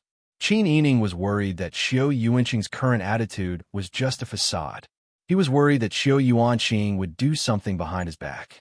These thoughts flashed through his mind in the time it took to breathe. At this time, Qiu Yuanqing said respectfully, "The inn is too shabby. Princess is a person like gold and jade. How can you stay here? Although my house is simple and crude, there's still a few clean rooms. I have already ordered people to clean them up. Princess, please come to my house." When Qin Yining heard this, he did not show it on his face, but alarms were ringing in his heart. The Qiu family's mansion occupied such a large area and was in someone else's territory. It was well guarded and well guarded. If she went, wouldn't she fall into someone else's trap? It would not be easy to get out. "Thank you for your kindness, second master, but we will be leaving soon. Moreover, my subordinates are all military men and are used to being free. I'm afraid they won't be able to adapt to life in the mansion. Feishan isn't home right now, so I won't bother you." Qiu Yuanqing's eyes turned and he smiled. "Since Princess has other plans, I will not insist. If there is a chance in the future, when Feishan is home, I would like to invite Princess to visit my house." "Of course." Qin Yining smiled and nodded. Qiu Yuanqing turned around and ordered people to bring old Madame Qiu and the others out of the inn. Qin Yining looked at the backs of these people and could not help but breathe a sigh of relief. It would be good if they could avoid a direct confrontation. However, she had to make a good plan for the future. Otherwise, how could she lose her life in Sword Creek without knowing the reason behind it? As Qiu Yuanqing walked out of the inn with his men, he saw a bloated man in luxurious clothes, who was over 60 years old. He was angrily walking towards them with a group of servants holding sticks in their hands. "Cousin Ming, what are you doing?" Qiu Yuanqing stood still and asked with his hands crossed. Qiu Yuanming said angrily, I'm going to kill that shameless vixen. She seduced my son until his manhood was destroyed. Does she still have the face to live?" He turned around and waved his hand. "Come, follow me in and beat him up." Qiu Yuanqing looked back at Qiu Yuanming and said coldly, "Don't blame me for not reminding you. The one in the room is the wife of Dezhou's Prince Zhongshuan Pang Jishi. Her father is Prince Zhongshuan, and her landlord is the former Dian Duke Dinghua. She was personally appointed as the Dian Saintess and was even discussed as the Dian Empress. Now that she is a princess consort, she is still loved by both palaces. The head of the Liu family in the capital is also her good friend." Turning around, Qiu Yuanqing paced back and forth, slowly approaching Qiu Yuanming, whose face was twitching fiercely. "Cousin Ming, if you don't listen to my advice and offend such a person, then you have to deal with the aftermath yourself. I won't force you to do anything."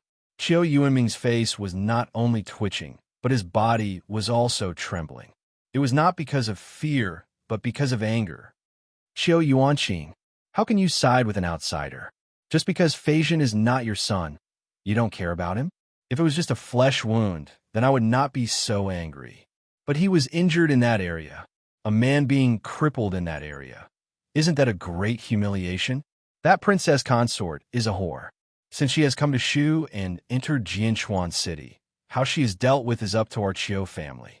In the past, no matter how big the matter was, you could get it done. Why should my son be wrong now?" Qiu Yuanming spoke louder and louder.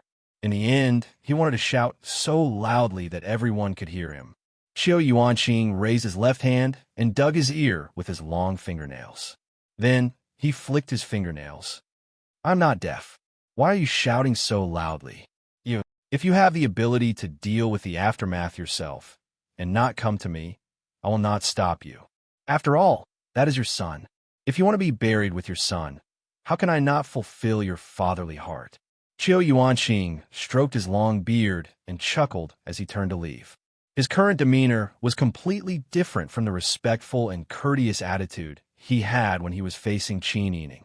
"You, Qiu Yuanqing, don't be too arrogant." Qiu Yuanming shouted at Qiu Yuanqing's back. Qiu Yuanqing did not look back and walked straight away with his men. Old Madame Qiu pulled Qiu Yuanming's sleeve. Master, what are you doing?" Qiu Yuanming was furious, but when he looked up, he saw the inquisitive eyes of the people around him and heard the buzz of discussion. It was only then that he realized that his furious appearance had been seen by this group of lowly commoners. These people were obviously here to see him make a fool of himself. Vaguely, he heard people talking about Qiu Feizhen becoming a eunuch. Qiu Yuanming was even angrier. Only then did he realize that if they made such a scene, wouldn't everyone know that his son had become a eunuch from now on? He was so angry that he turned back and slapped his wife in the face. "You ignorant and stupid woman! Who asked you to make trouble? Why are you blaming me?" Old Madame Qiu covered her face in disbelief, and tears came out again. The two daughters-in-law looked at them from the side and lowered their heads, not daring to look up. Qiu Yuanming was just scolded by Qiu Yuanqing and wanted to make up for it with his old wife. His behavior was no different from his old wife, so he cannot say anything at this moment. Qiu Yuanqing's threat just now was still very useful to him. The ancestors of his branch were all from the side branches of the concubines, and when it came to his generation, the number of talents had withered even more. Qiu family had a rule that as long as the descendants were capable, they could work for the family. If they did not want to work, they could just lie down and eat and sleep. Qiu family's money could not be spent in a lifetime. The only requirement was that they were not allowed to go out and make trouble. Qiu Yuanming's family had always been pampered and did not do anything serious. When Qiu Yuanming was young, he was a dandy. His father and son were also dandy. Of course, they would eat and drink for everyone's benefit. But when they encountered a real problem, they would still ask for help from the main branch. The head of Qiu family had been in seclusion for 2 years. In the main branch, the first old master, Qiu Feishan's father, had passed away early. Now all the power fell to the second old master, Qiu Yuanqing. Once he caused any trouble, he would definitely ask Qiu Yuanqing for help. So, Qiu Yuanqing's threat to him was actually very effective. It was just that he did not want to lose face, so he found a way out for himself. Qiu Yuanming walked in front with big strides. His old wife was sobbing, but did not dare to cry out loud. She walked behind him with her head lowered. When the two of them reached the carriage, Qiu Yuanming stopped in his tracks and suddenly turned back to look at the direction of the inn. How could his eldest son be bullied like that? That part of his man that was crippled, would it ever be able to stand up again in this lifetime? There was no way he could take this lying down. Qin Yining returned to his room and sat at the head of the table. Mu Jinghu hesitated and said, "It was my fault just now. I was too impulsive and gave those people a chance to take advantage of me. How can this be blamed on you?" Qin Yining looked up in surprise and met Mu Jinghu's angry and ashamed eyes. He immediately understood what this blockhead was thinking. "Young Master Mu, you protected me today. I can't thank you enough. You did not do anything wrong. That lecture touched me. If you did not do anything when you saw it, that would be wrong. You don't have to blame yourself. The one at fault today is Qiu Feishan. She is the arrogant Qiu family." Chapter 739. Translator, Endless Fantasy Translation Editor. Endless Fantasy Translation. Qin Yining smiled and said, "I know, although we outsiders don't know about the internal strife of the Qiu family, but Qiu Feishan deliberately led me here. I don't think it's just to let me see how harmonious her family is.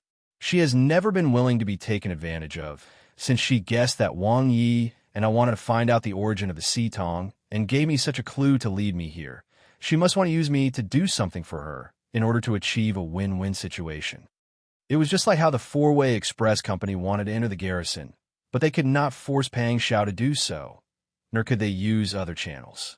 Therefore, they took such a big detour, tricking Pang Xiao into snatching the goods from the Four-Way Express Company himself, so that Pang Xiao could proudly accept the compensation from the Four-Way Express Company and coax Pang Xiao to happily accept the financial aid from the Four-Way Express Company.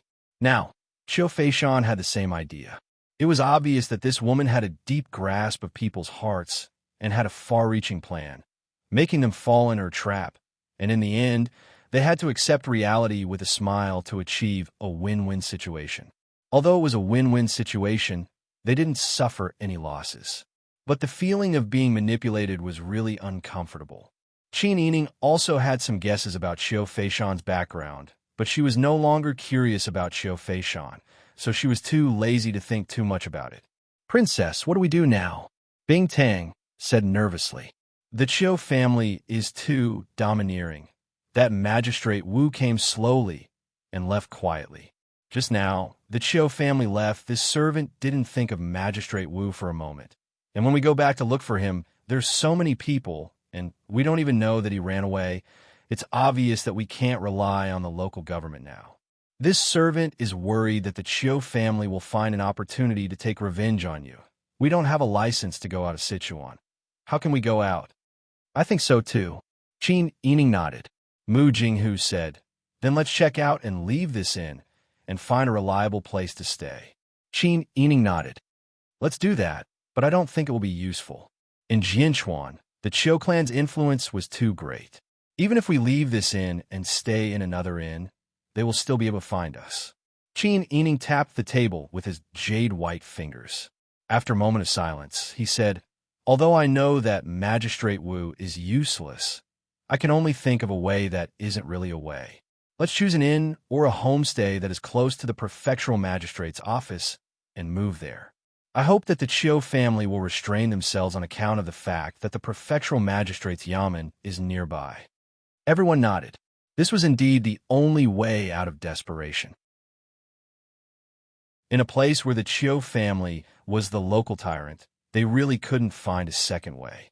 "We still have to find a way to get our hands on the Chu Chuan card as soon as possible."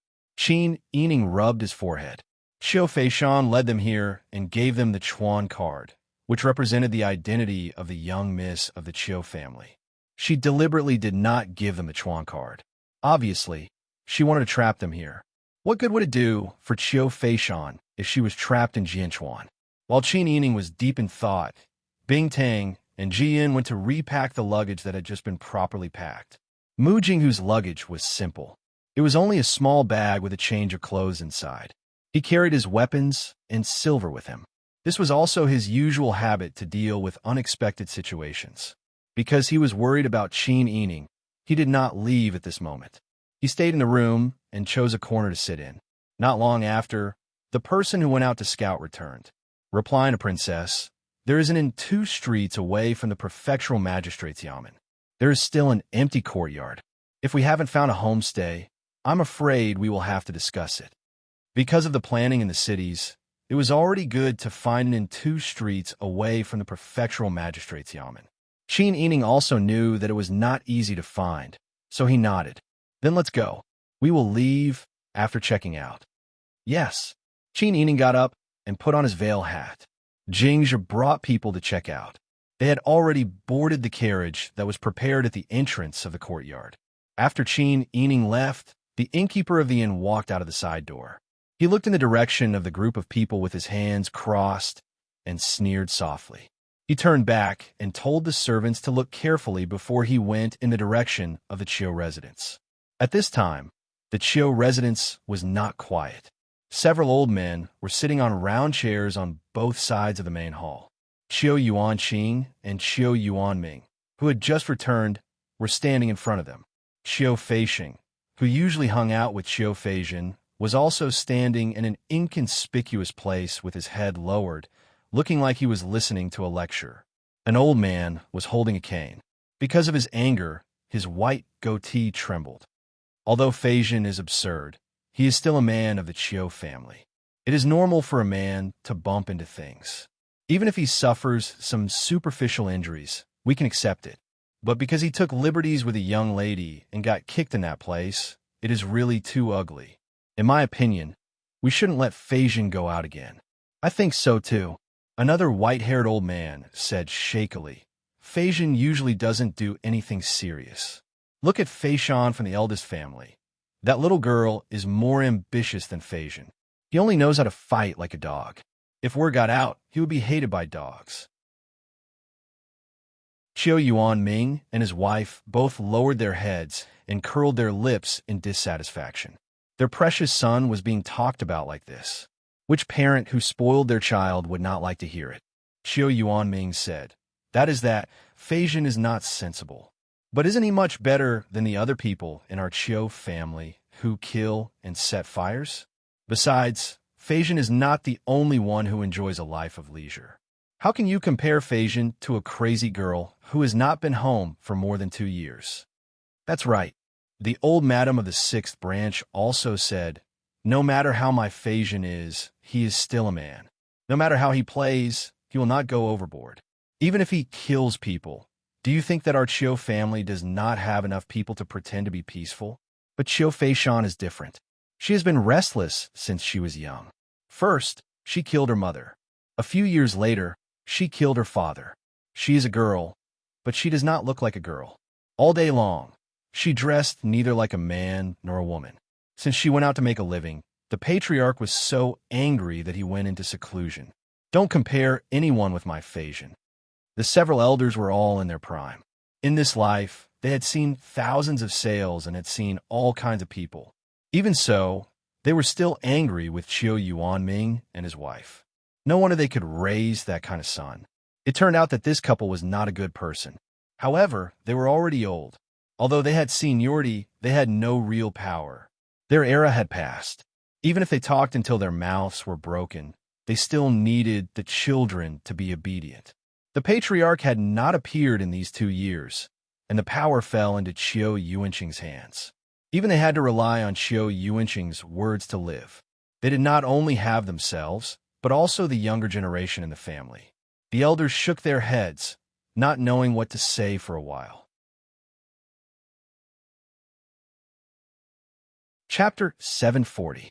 When the elders heard this, they looked at each other. The older one slowly said, "These words shouldn't be spoken by us old fellows. We haven't interfered in the family's affairs for many years. Brother Qing has been smart since he was young, and even the patriarch has been praising Brother Qing. During this period of time, The Chiu family hasn't made any mistakes in Brother Qing's hands. In my opinion, this matter should be handed over to Brother Qing. The other elders agreed. That's right. We can rest assured that Brother Qing can handle things. Chiu Yuanqing bowed his head respectfully, but the smile on his lips gradually deepened. He said, I don't dare. I was too careless. He turned around and said to Chiu Yuanming and his wife, since the elders have handed this matter to me, I will say what I think. I think everyone knows about Prince Zhongshuan's reputation, even if I don't say it. He is a real brave and good at fighting. He is famous for his military exploits. Even the emperor has to be courteous to him. I also heard that Prince Zhongshuan is very protective of his people and loves his wife very much. I think everyone knows that Prince Zhongshuan once resisted the imperial edict for his wife. Since Prince Zhongshuan is so powerful and his wife is so loved by him, we shouldn't be enemies with them.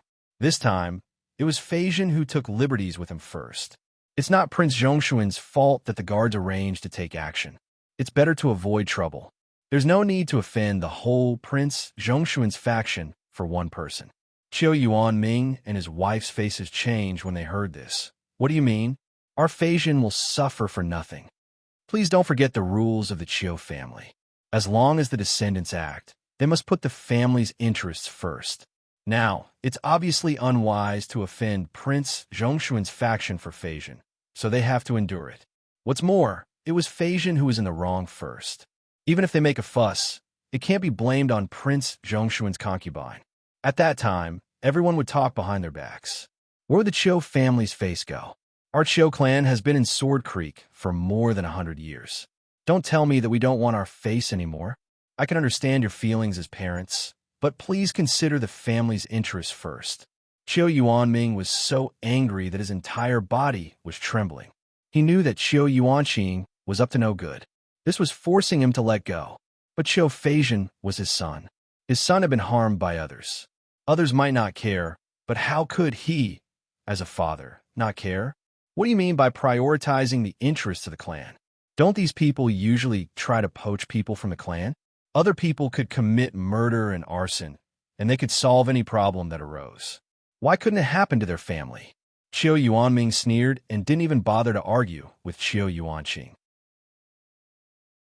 Although this person held the power of the Chiu family and had the intention of inheriting the position of the Chiu family head, but the clan head was still in seclusion after all, and he was only the second son. He was not the clan head, so what right did he have to stand out and give orders? They looked at the elders in front of them with disdain. If people weren't selfish, even dogs would change to eat shit.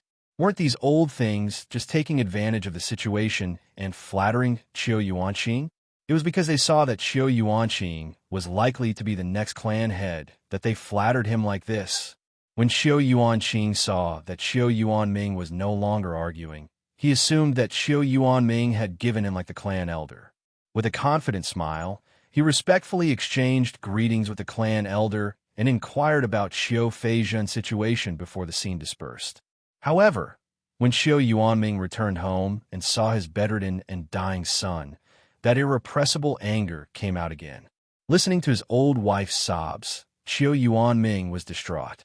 His hand tightly gripped the white porcelain teacup, and his joints gradually turned white from the force. Chiu Yuanming gritted his teeth and snorted heavily from his nose. What Prince Zhongshuan's imperial concubine? Others didn't dare to offend her, but would he be afraid? If he didn't take revenge for his own son, would he wait for others? Qin Yining and the others stayed at the new guest station near the yamen. After washing at night, Qin Yining didn't dare to relax easily. Ji Yun and Bing Tang were lying on the same bed with her, in their clothes.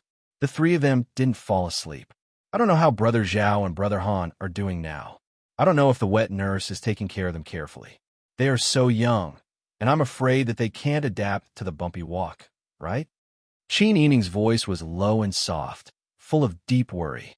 Whenever it was quiet at night, the first thing she thought of was always the two children. Ji Yun smiled and comforted her. Princess, don't worry. Don't you trust old madam and old madam? Besides, the wet nurse is the most experienced, and brother has the most capable people around him. You don't have to worry. Qin Yining nodded. She knew this idea, but it was normal to be worried. After thinking of the children, she thought of Pang Xiao. She didn't know whether Pang Xiao was doing well or not. The army was temporarily suppressed, but the Yuqian might not be willing to stop. Now that they entered Jianchuan, they had to use a plate to enter and exit, and it became difficult to send messages to the outside world. It could be said that they had been forced to cut off contact with the outside world. Therefore, she didn't know the latest things that happened in the imperial court. She wanted to pass on her situation to Pang Xiao, but she didn't know how to do it. This kind of situation really made her feel flustered. Although it usually took some time for her to pass on information to Pang Xiao, it was still much better than today's situation. Qin Yining's mind was full of recent events. She couldn't fall asleep at all after tossing and turning. After a long time, Jiyun and Bing Tang stopped talking, and their breathing gradually stabilized. She was also affected by the atmosphere, and her eyelids gradually became heavy. At this moment, Qin Yining suddenly heard footsteps outside the window. It was just that the fatigue of the past few days hit her. After she finally closed her eyes and fell asleep, it wasn't easy to wake up. Qin Yining felt that she slept very warmly, just like when she was beside Pang Xiao. She slept in his arms, and it was steady and comfortable. She seemed to hear Pang Xiao's steady heartbeat, and could even smell the faint smell of burning charcoal in the winter. Princess Consort! Princess Consort! Suddenly, someone pushed her, and Qin Yining was abruptly awakened. In front of her was an orange-red fire. Mu Jinghu stood nervously by the bed and tore the wet towel into 4 pieces. Cover your nose and mouth, it's on fire. Quick, come out with me. Ji Yun and Bing Tang had also just been awakened. Faced with this sudden scene, they panicked for a moment. They took the towel and covered their noses and mouths. Mu Jinghu didn't care about the etiquette between men and women. He pulled Qin Yining and rushed out. Since he had promised the wolf, Qin Yining's safety was his responsibility. Mu Jinghu would never allow Qin Yining to be in any danger under his watch. He would rather lose his life than let anything happen to Qin Yining. The fire outside was burning fiercely, and the inn was crowded with people. Everywhere, there were people shouting loudly, "It's on fire! Someone come, put out the fire!" At this moment, Jing Zhe and the rest were rushing into the house. When they saw Mu Jinghu bringing Qin Yining out, they were only stained with some dust and didn't suffer any injuries. When they saw Ji Yun also rushing out with Bing Tang, everyone breathed a sigh of relief. While the people in the inn were busy putting out the fire, Jing Zhe had already checked the surroundings. He whispered in Qin Yining's ear, "Princess Consort, only our courtyard is on fire. The other courtyards are fine. It's obvious that someone is targeting us. It must be the old master of the Qiu family's 6th branch." Bing Tang gritted her teeth. "I think there's no law in this place. We've already chosen a place near the prefectural magistrate's office to stay, but they still dare to set fire. They must have made up their minds that even the prefectural magistrate can't do anything to them. It seems that there's nothing they can do. After all, the Qiu family has been passed down for so many years. Its history is even longer than that of Beiji, and it's already the local tyrant. One look at Magistrate Wu, and you can tell that he's trying to keep the peace. How would he dare to go against the Qiu family?" Qin Yining sighed. Even though Li Qiqian thought that he had the power to control all matters in the imperial court, just by looking at the prefectures outside, like Jianchuan, who only knew about the Qiu family and didn't know about the imperial family situation, one could tell that the foundation of the Dezhou dynasty was still very shallow. As the emperor, Li Qiqian probably couldn't take care of everything. As they spoke, the fire in the courtyard was gradually put out. Fortunately, this was an independent courtyard. There were fewer buildings in the courtyard, and it was also a brick building. It was also further away from the other buildings, so the fire didn't spread to other places. Although the fire caused a loss of property, it didn't cause any casualties. Qin Yining finally relaxed a little. She knew that the fire this time was targeted at her. If others were implicated because of her, how could she live with herself? The scene was a mess. There were puddles of water everywhere on the ground. The extinguished house was still emitting black smoke, and the air was suffocating with the smell of burning. Mu Jinghu looked at the scene of devastation, and the anger in his heart was about to explode. The Chiu family was really too much. They dared to flirt with Qin Yining in front of him.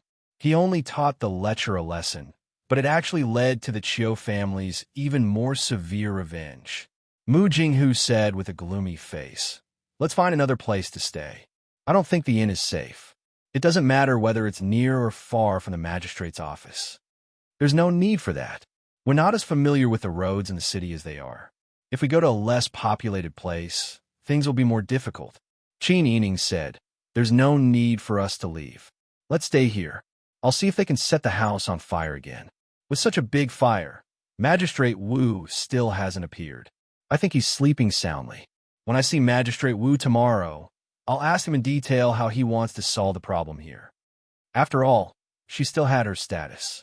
The princess consort's murder was a serious matter, and it all depended on how she handled it. The group of people informed the innkeeper. Because there was no more courtyard, they moved to the guest rooms on the second floor to stay. Chapter 741. When Qin Yining woke up early in the morning, he could already hear the hustle and bustle of the first floor of the inn. Last night, there had been a fire in the courtyard. They had been in a hurry to stay in the two-story building in the front courtyard of the inn, so they had not chosen a room to avoid the sounds of people. Instead, they had pushed open the inner window and could see the two rooms on the first floor of the inn. At this time, everyone in the hall was talking about the fire in the inn yesterday. Although Jianchuan City was not small and was located in a stronghold, there were only a few permanent residents. Because it was very difficult to enter and leave Jianchuan, the merchants who came and went could tell at a glance who was unfamiliar. What's more, there had been such a big show yesterday in the courtyard. What kind of status did the guests who lived in the courtyard have? The people of Jianchuan should already know. Are they saying that last night's fire was because the fire god Empress couldn't stand that whatever princess consort being fickle and wanted to burn her? That's right. Looking at her foxy appearance, you can tell that she's not a good person. She actually dared to cripple the Chiu family's master. She simply doesn't want to live anymore. But I heard that it was because the Chiu family's master took liberties with the princess consort first. Don't talk nonsense. This princess consort is different from those ordinary young ladies. Her husband is Prince Zhongshuan. So what? Poor Prince Zhongshuan did not find a good wife. He is fighting outside, but his woman is doing whatever she wants here. Don't talk nonsense. Right now, it seems like the north and south are fighting. Prince Zhongshuan is in the south right now, and there is no war to fight in the south. Qin Yining sat by the window, letting Ji-yun comb his hair while listening to the group of people talking loudly downstairs. From the discussions of these people, it could be seen that Jianchuan was very isolated. The information that these people knew was not necessarily all accurate. As for those who said that she was not the princess consort, perhaps they were slandering her in order to curry favor with the Chiu family. Qin Yining knew that human nature was like this. Sometimes, even if it was to harm others without benefiting themselves, some people would still do it for the sake of their own motives. Slandering a person was just a matter of moving one's mouth. Most of the people who spoke did not have to take any responsibility. They might even secretly feel good about slandering others. However, they never thought that the person who was slandered would suffer such an unexpected calamity. The physical and mental harm they suffered would be enormous. Qin Yining sighed helplessly. Luckily, I'm not a lady from a wealthy family, and I'm not that stubborn. Otherwise, wouldn't I just hang myself to prove my innocence? Princess consort, don't think that way. Those people were the ones in the wrong. You didn't do anything wrong. These people are just gossiping. They don't know what's going on, so they dare to talk nonsense. How hateful. Bing Tang was worried and angry. The soundproofing of the room they were in was not very good. Perhaps because the people outside wanted to boast about the Chiu family. Their voices were very loud. It was as if they were saying good things about the Chiu family and were afraid that their voices would be too weak to be heard. Ever since Qin Yining married Pang Xiao, she had never suffered such vexation. It made people angry for no reason. Bing Tang was so angry that her face turned white. However, She couldn't open the window and argue with the people outside. At this time, they heard another round of discussion from outside. Did you know? Last night, something happened to the Chiu family's 6th branch. Don't talk nonsense. The Chiu family's residence is so big, and there are so many martial artists guarding it that it can compare to the palace's Jinwu guards. How could something happen? That's why I said this matter is strange. Last night, the inn caught fire. The Chiu family's 6th branch also caught fire. And there's something even stranger. Why do you only speak halfway? What do you think is even stranger? That person lowered his voice and said mysteriously, the 6th branch's old master, his wife and 2 daughters-in-law's hair were all shaved. In just one night, their hair was gone in the blink of an eye. Now, they're almost like monks and nuns. The 6th branch is in a mess now. Nonsense. Why would they let a peasant like you know about this? The people who heard it did not believe it. Hey, my cousin's brother-in-law delivered vegetables to the Chiu family. How could I not know? Isn't this shaving too much? This is just a shaving. If he really wanted to kill someone, wouldn't these heads have to be removed? TSK, is this done by a ghost? First, there's a shaving, and then there's a fire. I don't know how it happened. How did 2 fires happen in one night? Qin Yining, Bing Tang, and Jian looked at each other and saw some confusion and understanding in each other's eyes. After Qin Yining finished his meal, he went next door to see Mu Jinghu. Mu Jinghu had also just finished his meal and was sitting on the bench reading a book. When he saw Qin Yining coming to visit, he smiled and invited her in. He even poured her some tea. Observing Mu Jinghu's expression, this person seemed to have walked out of his anger. His expression was very calm, as if the person who was about to explode yesterday was not him. Qin Yining smiled and said, Young Master Mu, it's been hard on you these days. It's not hard. You don't have to be courteous with me. I promised Pang Jishi to protect you, so I will do my best. Moreover, nothing happened for me to risk my life. Qin Yining nodded and chatted with Mu Jinghu for a while before saying, Young Master Mu, when you go out at night, you have to be careful. Mu Jinghu was stunned and blinked. After a long time, he said in surprise, You know everything. I wasn't sure at first, but now that you've said it, I understand everything. Mu Jinghu choked. For a moment, he could only think that a sly fox's wife was also a sly fox. In the past, before she was born, he already knew how powerful she was. Now that she was married to a sly fox, she was even more cunning. Seeing that Mu Jinghu was silent, Qin Yining smiled and said, I know that young Master Mu took such a big risk for the sake of your promise to Pang Jishi. It's because they went overboard. They were clearly in the wrong, but they still turned around and attacked me, slandering my reputation. Mu Jinghu saw that she did not blame him and was very understanding of him. The slight uneasiness just now disappeared without a trace. I promised Pang Jishi to protect you and not let anyone touch you.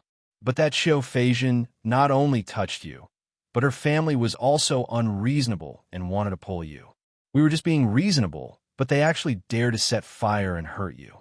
I was angry, but I was afraid of causing trouble for you, so I came up with this plan. Qin Yining knew that Mu Jinghu had good intentions. Moreover, he had silently sneaked into the heavily guarded Chiu family, found the 6th branch in the Chiu family's large courtyard, cut off the hair of the masters of the 6th branch, and only set fire to the 6th branch. This series of actions was even more difficult and dangerous than directly rushing into the Chiu family's residence to kill people. Young Master Mu, don't take such risks in the future. No matter what, the safety of our own people is the most important. I'm already very grateful that you agreed to come with me on this trip with Pang Jishi. If I implicate you and cause an accident, won't I die of guilt? Mu Jinghu waved his hand and said with a smile, Don't worry, you should trust my ability. Even if he trusted Mu Jinghu, he was still a single person. Even if he had the best iron, how many nails could he twist? However, Qin Yining was not Mu Jinghu's person, so it was better to express some things clearly. There was no need to continue in detail. The two of them then discussed the matter of the Chuan tablet. I plan to carefully observe it today. If it doesn't work, I'll use the old method and go to the Chiu family to steal the Chuan tablet. Anyway, we've left people outside Jianchuan Pass to provide support. Once we get out, everything will be easy. Qin Yining said with a smile. Great minds think alike. We've thought of the same thing. It's just that I'll have to trouble you with this matter. It's not worth it. It's just a small matter to me. Just as they were talking, a commotion suddenly came from the first floor of the inn. A group of men holding sticks rushed into the inn. The person in the lead had an extra hat on his head. It was Qiu Yuanming, who had his head shaved. It's here. Capture him. Yes. The men were like tigers and wolves, causing the guests in the hall to flee in all directions. One of the men grabbed the waiter in the inn and asked, Where is that Prince Zhongshuan's consort staying? Hurry up and lead the way. The waiter was scared witless. How would they dare to provoke the Qiu family? He pointed upstairs in a panic. She's on the second floor, on the second floor. The strong man's muscular arm shook and pushed the shop assistant back a few steps. The shop assistant fell to the ground on his butt and cried out in pain, ouch. Once they got the location, the men rushed upstairs. At this time, Qin Yining heard the noise. She had gathered all the people and stood in line near the stairs on the second floor. What are you trying to do? Qin Yining questioned in a deep voice. I'm the Prince Zhongshuan's consort personally conferred by your majesty. I'm a first-rank imperial consort. Are you commoners trying to rebel? Qiu Yuanming rushed upstairs with an ashen face and stood on the platform between the first and second floor. He put his hands on his hips and looked up at Qin Yining. Stop bullshitting. You're just a woman. Do you think I'll rebel if I capture you? You're not the emperor. You're being too arrogant. Go, capture this evil woman for me. Yes, the Qiu family's martial arts masters were used to running amok. They were proud of being a member of the Qiu family. Moreover, with the Qiu family status in Jianchuan, no one dared to interfere even if they committed a grave crime. The Qiu family servants didn't care about Qin Yining and his men at all and rushed upstairs with sticks in their hands. Mu Jinghu, Bing Tang, and Ji Yun stood next to Qin Yining. Jing Zhe and the other two silver-masked secret agents guarded Qin Yining's back. The rest of the Jinghu Wei guards were already irritated and stood guard at the stairs. The moment the confident martial arts masters rushed up, they were kicked in the chest by Jinghu Wei and rolled down like a ball. The people behind couldn't dodge in time and were also hit. One after another, even Qiu Yuanming fell to the ground.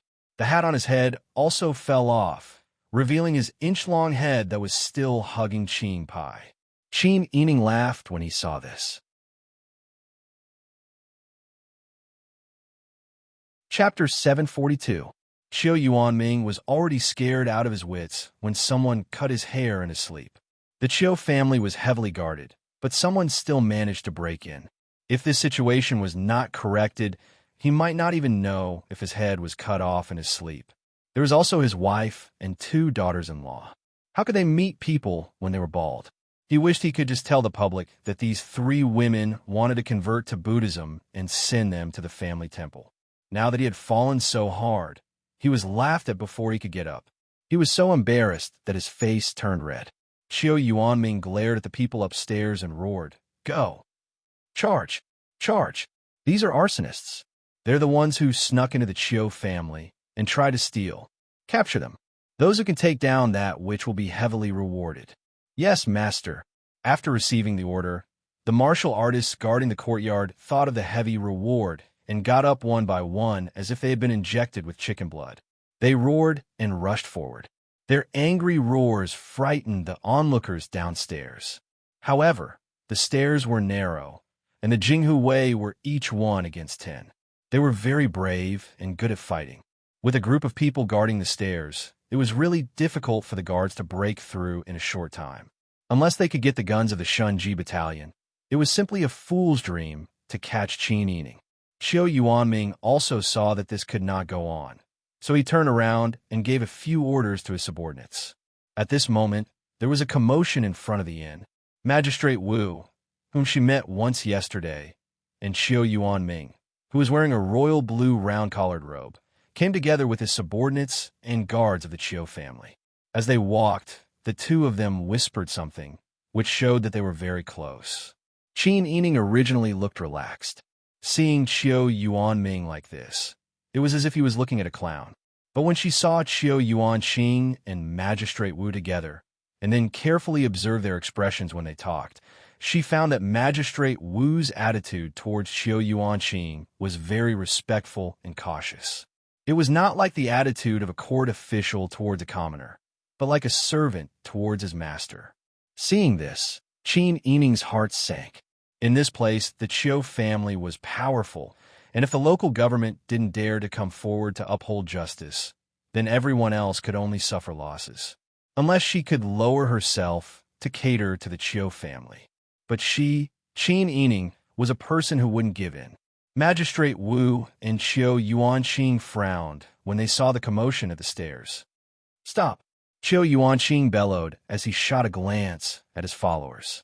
The attendant immediately understood and went forward to help Qiu Yuanming, who was still pointing upstairs and cursing down.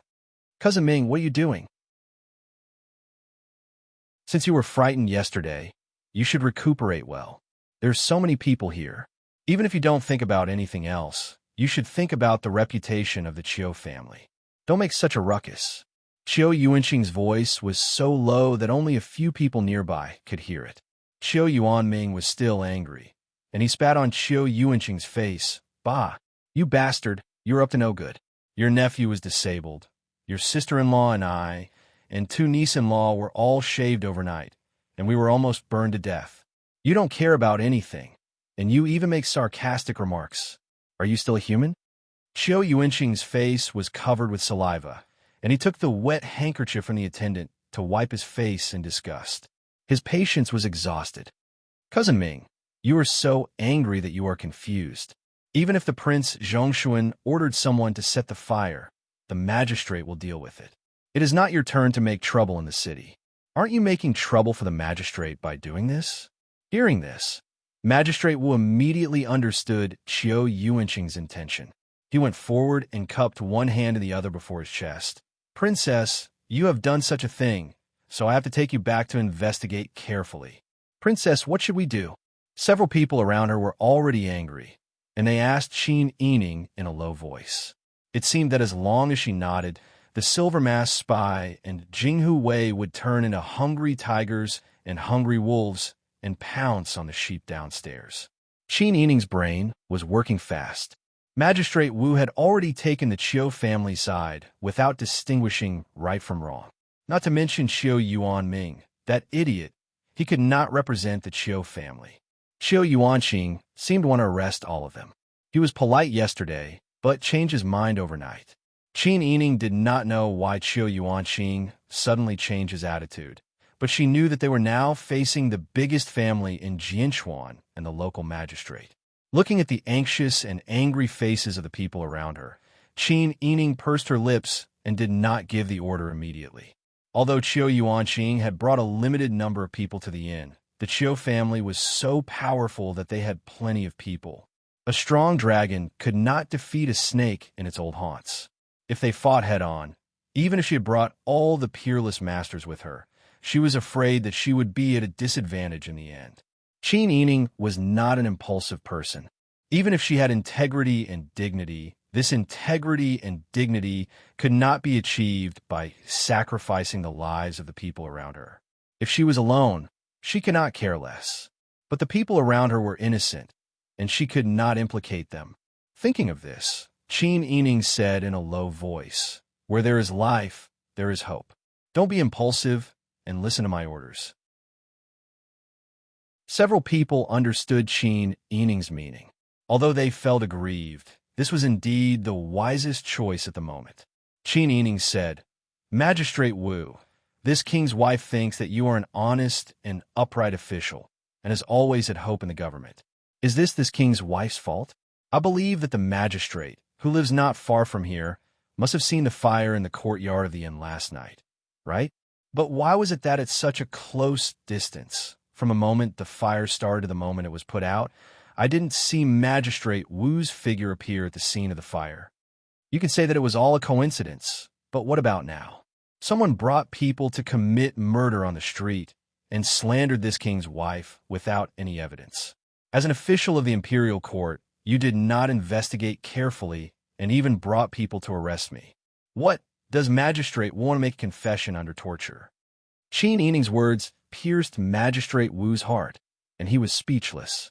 He did not expect this princess to be so sharp-tongued, and every word she said was reasonable, making him unable to refute. Even if he was a puppet, he was not willing to lose his demeanor in front of the people. Afraid that Qin Yining would say something else, Magistrate Wu immediately said, "Princess, don't twist words and force logic. Since ancient times, it has been said that if the emperor violates the law, he will be punished the same as if he were a commoner. Now that you are suspected of arson and allowing your servants to commit murder, then you will have to follow this official to the yamen to be tried. Could it be that princess's principles are only used to restrain others, but they are not useful for you?" Qin Yining laughed coldly. How interesting.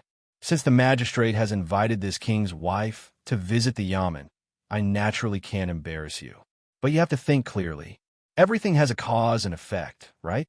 These words were equivalent to telling Magistrate Wu that if anything happened to her, or the people he brought with him, Magistrate Wu would face the craziest revenge from Prince Zhongshuan's faction. Magistrate Wu shuddered when he heard this. It was true that Pang Zhao's notoriety was not new. His various methods were not something that a mere magistrate like him could withstand. However, he had no choice but to lower his head under the eaves. If he wanted to protect his life and wealth, he could only rely on the Qiu family in Jianchuan. Qiu Yuanqing was very likely to be the next head of the Qiu family. He did not know how long he would have to stay in Jianchuan. If he offended Qiu Yuanqing, what would he do in the future? What would his wife and children do? Magistrate Wu shook his head helplessly and bitterly. The only consolation was that Prince Zhongshuan did not come to Jianchuan. Moreover, Jianchuan Pass was extremely dangerous. It was really a place where one man could hold back 10,000 men. Even if Prince Zhongshuan was a master of military strategy, he would not be able to lead his troops to attack. In that case, he would still have to rely on the Qiu family. Thinking of this, Magistrate Wu had already made up his mind to order his men to arrest Qin Yining and the others. Qin Yining gave Mu Jinghu a look, indicating that he should calm down and not act rashly. The rest of the people also stopped listening to his orders and did not resist. However, when no one noticed, Jingzhe and Xiao Shui had quietly retreated. Using the tall bodies of the Jinghu Wei as cover, they quietly retreated to the window facing the street.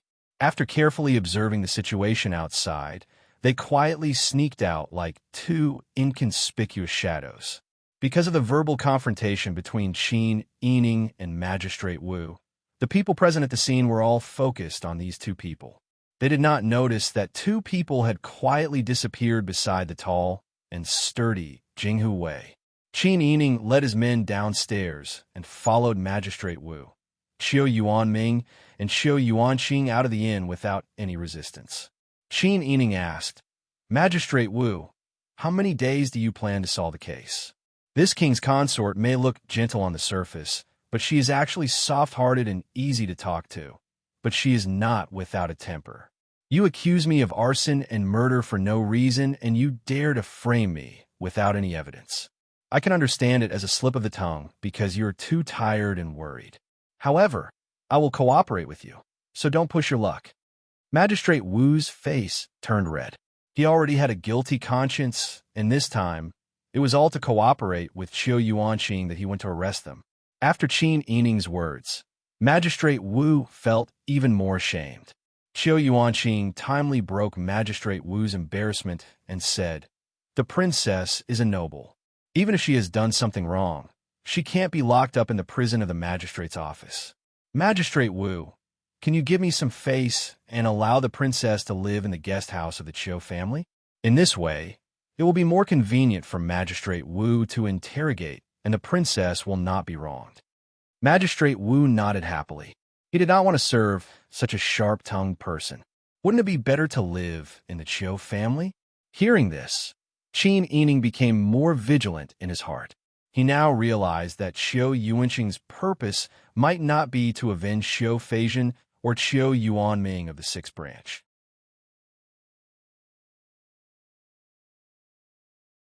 Chapter 743. Qin Yining couldn't think of any use for the Qiu family to imprison her. Even if they wanted to threaten Pang Xiao, they should at least spread the news. Otherwise, Pang Xiao wouldn't know it all. Yes, although she couldn't spread the news, the Qiu family could spread the news freely. Qiu Feishan lured her here, and Qiu Yuanqing and Qiu Yuanming made a series of things to make her fall into the hands of the Qiu family. Qiu Feishan in the old capital could then negotiate with Pang Xiao. It seemed that she had to solve the problem in front of her before the Qiu family used her. Qin Yining glanced at Qiu Yuanqing coldly and got on the carriage with her people. Qiu Yuanqing was a little surprised that Qin Yining could still be so calm after being caught. He had seen many beautiful women, but women who were both beautiful and capable of doing great things were rare. His eldest niece, who refused to go home when she went out, was one, and the one in front of him was another. However, what could she do even if she was calm? Pang Zhishi was still in the old capital fighting with Jinnanwan. How could he have the energy to reach out to Jianchuan? Even if he could come, the mountain was high and the road was long, so it would take time. By then, he would have done what he wanted to do. Qin Yining sat in the carriage. Bing Tang and Ji Yun sat on her left and right. Mu Jinghu sat in front of the carriage with a calm face and didn't say a word. De Han and Jinghu Wei walked together to protect the carriage, silently observing the terrain and the surrounding movements. Qiu Yuanqing and Qiu Yuanming got on the Qiu family's carriage. The coachman raised his whip and wanted to drive the carriage past them. Qiu Yuanqing ordered lightly. The princess's carriage should be in front. The Qiu family is not a secret, and we don't need to lead the way. Just follow. Yes, second master. Although Qiu Yuanqing and Qiu Yuanming were of the same generation, the elders of the sixth branch of the collateral branch passed away early. Qiu Yuanming was older and had now become the old master of the sixth branch. Qiu Yuanqing was only a master of the main branch. The servants of the Qiu family were naturally willing to follow the direct line and call him master. Qiu Yuanming's face was calm, but he was not as manic as he was in the inn just now. When we get back to the residence, let me deal with that bitch, Qiu Yuanming said. Qiu Yuanqing shook his head. Cousin, you should rest well and don't get involved in the outside affairs. You don't understand the situation outside, so don't ruin the family's plans. Bullshit, Qiu Yuanming scolded in a low voice. Don't give me that. Don't think that I don't know why you want to lock that woman up in our residence. Qiu Yuanqing's brows were tightly knitted together. He was already rather impatient and did not want to pay attention to this person. But to be to be's to be to be two's to be's to be. T2's right. To be to play to T to be a. To the point S to be to be to the to be to do with her to sistess. Tis her to S to play. 2S. S2's is B. You to be to A's to be. To be. You're a man. Stop pretending. Cousin, it seems like you want to go to the ancestral hall to worship your ancestors. You dare. You can try and see if I dare or not. Qiu Yuanqing had been in a high position for a long time. He was not like Qiu Yuanming, who only cared about drinking and women. At this moment, Qiu Yuanming finally felt some fear and no longer opened his mouth to speak. Rubbing his throbbing temples, Qiu Yuanqing shook his head and thought to himself, they really are hopeless. The sixth branch has actually developed into such a state. Everyone from top to bottom is a pervert. Wouldn't it be a disgrace to the Qiu family if they went out? Qin Yining did not care about what was happening in the carriage behind. On the way to the Qiu family, she had already discussed everything with Mu Jinghu. She was curious about what the Qiu family wanted to do. At this moment, the carriage slowly stopped outside the Qiu family. Qiu Yuanqing and Qiu Yuanming got off the carriage. Qiu Yuanming's face was dark, but he was still a little afraid of Qiu Yuanqing. He did not dare to provoke him and led his subordinates into the residence. Qiu Yuanqing went to Qin Yining's carriage and bowed. Princess, please move to the guest courtyard. Yuan Yun and Bing Tang got off the carriage first. Qin Yining held their hands and stepped on the black wooden steps to get off the carriage in a dignified manner. She raised her eyes to take a look. She saw a golden plaque with a black background hanging high above the gate. The two words Chiu Estate were written on it. Looking left and right, the continuous walls of the courtyard were so big that they could not see the end. The Chiu family's land was so big that it was shocking. Qin Yining remembered what Mu Jinghu said. The Chiu family was not like a courtyard. It was more like a village. This village was very rich, and the people inside all had the surname Chiu. They were all related to each other. However, even if they were relatives, there were some who lived very well, and some who were very poor. Chiu Yuanqing had already left a few words. Not long after, the black gate was pushed open. The doormen, servants in the front yard stood in 2 rows. Like Moses parting the sea, they came out to welcome her. "Welcome, Prince Zhongshuan." Qin Yining was a little surprised that the Chiu family would open the main gate to welcome her with such extravagance. If Chiu Yuanqing's purpose was to put her under house arrest and threaten Pang Xiao to achieve his goal, this kind of house arrest was a little too extravagant. Qin Yining was a little confused, but she did not show it on her face. Since the other party was welcoming her, she accepted it calmly. She led the guards and followed the Chiu family's servants through the main gate. After walking through the corridors and halls, they finally arrived at the guest courtyard. "Princess, you and the guard can stay here for the time being. I will ask my wife to arrange for the most capable servants to serve you. If you have any orders, don't be polite with us. Just tell us, and we will do our best to do it for you." Qin Yining nodded slightly. Chiu Yuanqing did not care about Qin Yining's coldness. After bidding farewell, he immediately went to open the ancestral hall. He planned to lock Chiu Yuanming up for a few days to reduce his spirit. Qin Yining stayed in the Chiu family for the time being. She was confident about all the arrangements, but Jingzhe and Xiao Shui outside were burning with anxiety. They did not dare to rashly break into the Chiu family for fear of causing any disturbance and affecting Qin Yining's plan. However, the two of them could not think of any other way to save Qin Yining. If it were any other place, it would be fine. However, Jianchuan City was heavily guarded. The terrain was so dangerous that even Xiao Shui, who was proud of her lightness skills, could not safely climb over the cliff. They could not think of any way to send a message to Young Man and the others outside the city. Jingzhe and Xiao Shui were the most capable subordinates trained by Chao Yuqing. They were also the 2 most tenacious of the silver-masked spies. The way out Jianchuan City was blocked by checkpoints, and there were cliffs on both sides. However, they did not believe that they could not find a way out in such a large city. Like Jingzhe and Xiao Shui, Young Man, and the 2 Jinghu Wei who were guarding outside the city did not dare to go too far away. Since Qin Yining entered Jianchuan City, they had been secretly observing the direction of the city gate for fear of missing the slightest message sent by Qin Yining. However, 1 day passed, 2 days passed. As time went by, their mood became more and more anxious. They had completely lost contact with Qin Yining, which made Young Man extremely worried. Finally, he could not help but anxiously arrange a Jinghu Wei to quickly go to the old capital to send a message to Pang Xiao. Young Man and the other remaining brother guarded the city gate. Qin Yining also knew that the people following him would be anxious. However, she wanted to investigate the situation of the Chiu family. This was a good opportunity. After half a month, Chiu Yuanqing had not appeared since he sent her here. Even the women were strictly forbidden by Chiu Yuanqing to come to the guest house to chat with her. Qin Yining had very few channels to obtain information. It took him half a month to roughly understand the situation of the Chiu family. The Chiu family had a total of 5 branches. The rest of the branches were innumerable. People like Chiu Yuanming had no right to speak in the Chiu family. Chiu Guang, the eldest son of the Chiu family's direct line of descent, was Chiu Feishan's grandfather and the current patriarch. Chiu Guang had 2 sons and 4 daughters. The eldest son, Chiu Feishan's father, had passed away more than 10 years ago. Chiu Feishan's 4 aunts were not good at business. They had already gotten married and did not care about the family affairs.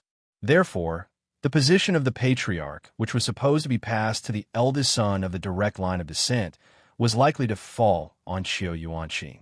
However, it was not so easy for Qiu Yuanqing to get what he wanted immediately, because Qiu Feishan showed amazing intelligence and talent when she was 7 or 8 years old. Perhaps Qiu Guang pitied his eldest granddaughter because she did not have parents to take care of her since she was young. He had been taking Qiu Feishan with him and was willing to take this little granddaughter to many big business occasions. Under the influence of others, Qiu Feishan learned a lot and was always able to say amazing things at the negotiation table. Sometimes, she could even replace Qiu Guang to say things that were inconvenient for him. Such a smart granddaughter made Qiu Guang very fond of her and indulged her more and more. Qiu Feishan started wearing men's clothes when she was 11 years old. Her amazing talent in business made the whole Qiu family speechless. When she was 16 years old, she went out to gain experience. Half a year after she went out, the patriarch Qiu Guang said that he was in seclusion and did not appear again. Qin Yining carefully recalled the news of the four-link shop. It seemed that the four-link shop, which had been in business for 100 years, only grew stronger after Qiu Feishan went out to gain experience. It even began to contact political and military officials. According to the Qiu family, Qiu Feishan had not returned home for 2.5 years. Qin Yining linked all the things together, and a huge drama of the internal struggle of the Qiu family had already formed in his mind. But he did not know what role Qiu Feishan wanted her to play by bringing her here. Half a month later, she also heard the servants say that the government had caught the murderer of the fire at the inn and the Qiu family. There was no doubt that this was the Qiu family suppression and found someone to take the blame. Qin Yining finally became impatient. Although the days in the Qiu family were leisurely, he did not get any useful information. It was meaningless to continue like this.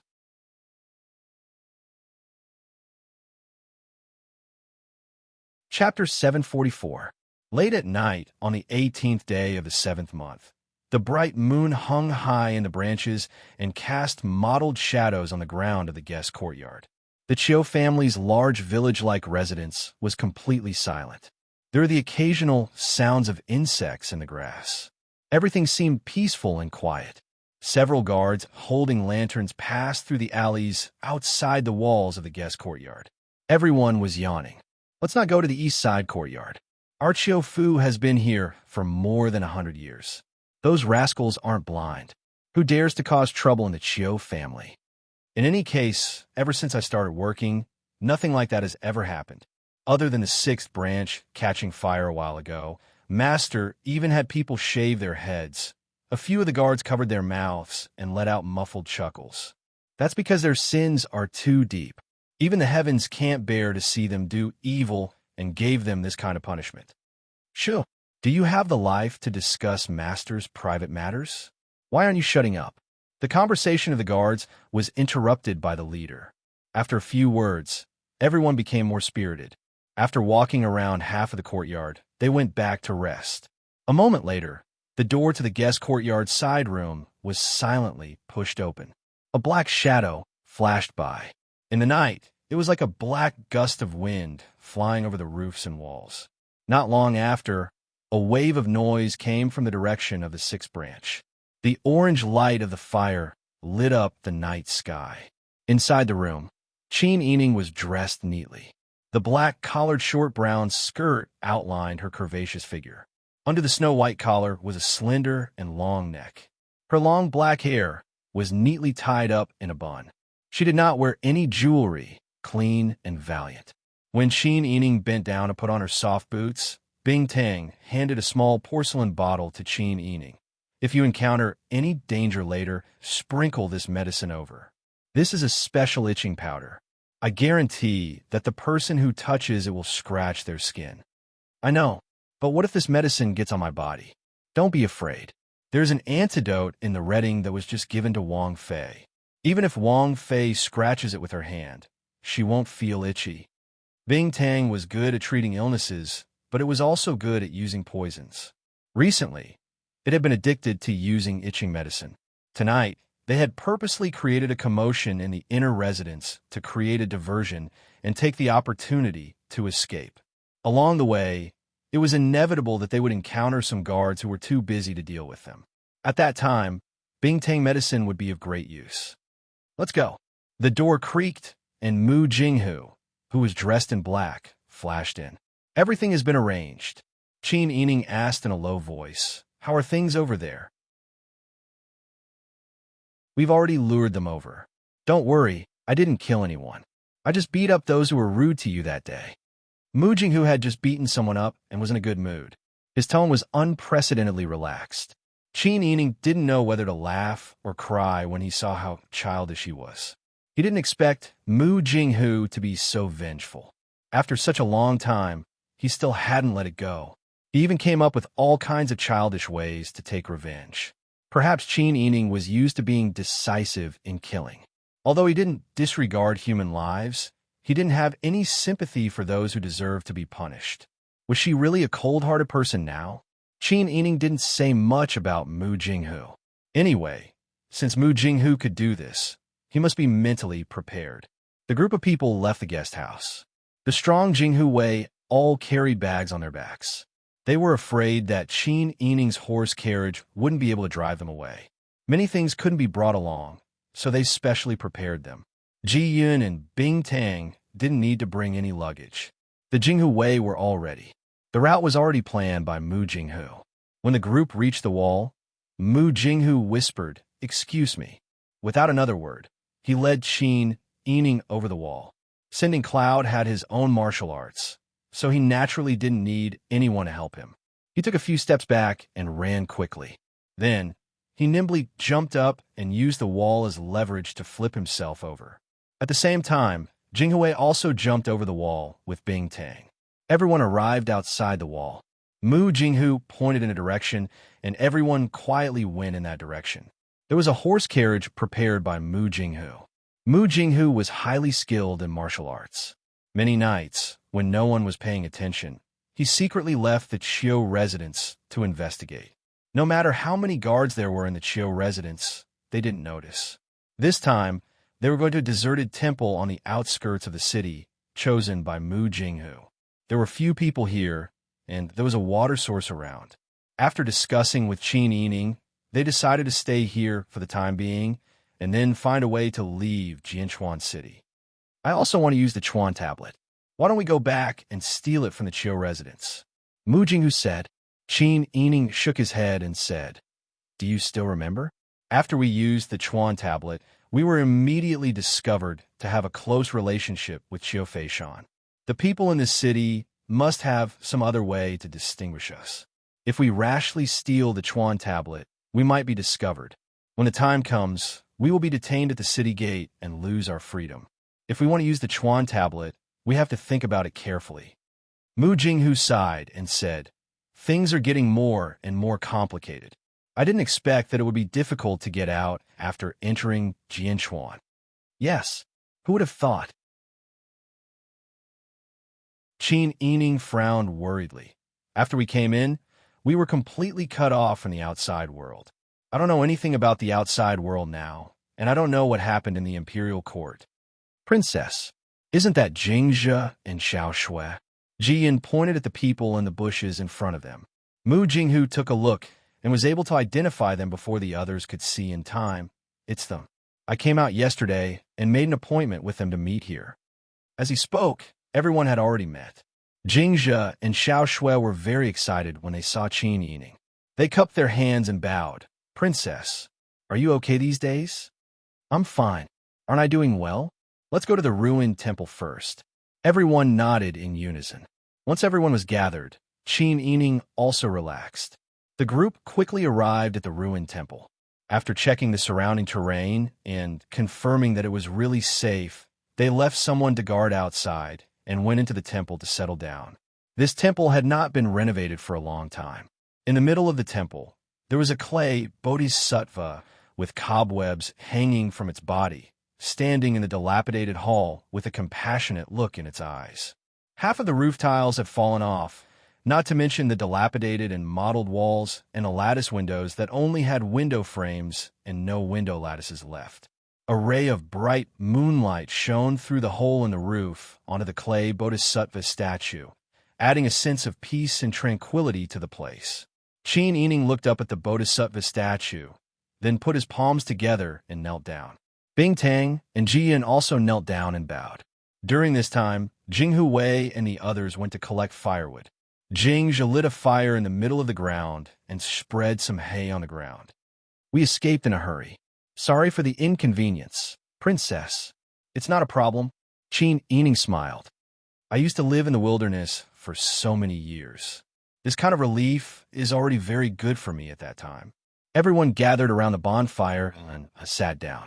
2 of the elite tiger guards felt uneasy and went to guard the outside of the hall. Qin Yining said, Everyone, make use of the time to conserve your energy. The Chiu family should have already discovered that we are missing. I think they have spies everywhere in Jianchuan City and will soon find out which direction we went. Even if they don't know our location, they will have to take a detour in the middle and will find us quickly. So we can't stay here for long. Yes. Jing Zhe and the others nodded. Mu Jinghu used a tree branch to poke at the fire. A gust of wind blew past, and sparks flew out from the fire. I don't know if we can find a chance to find the Chu Chuan tablet tomorrow. If there is, we have to find a way to disguise ourselves and get out. If there isn't, I'm afraid there will be a tough battle ahead. Everyone should conserve their energy.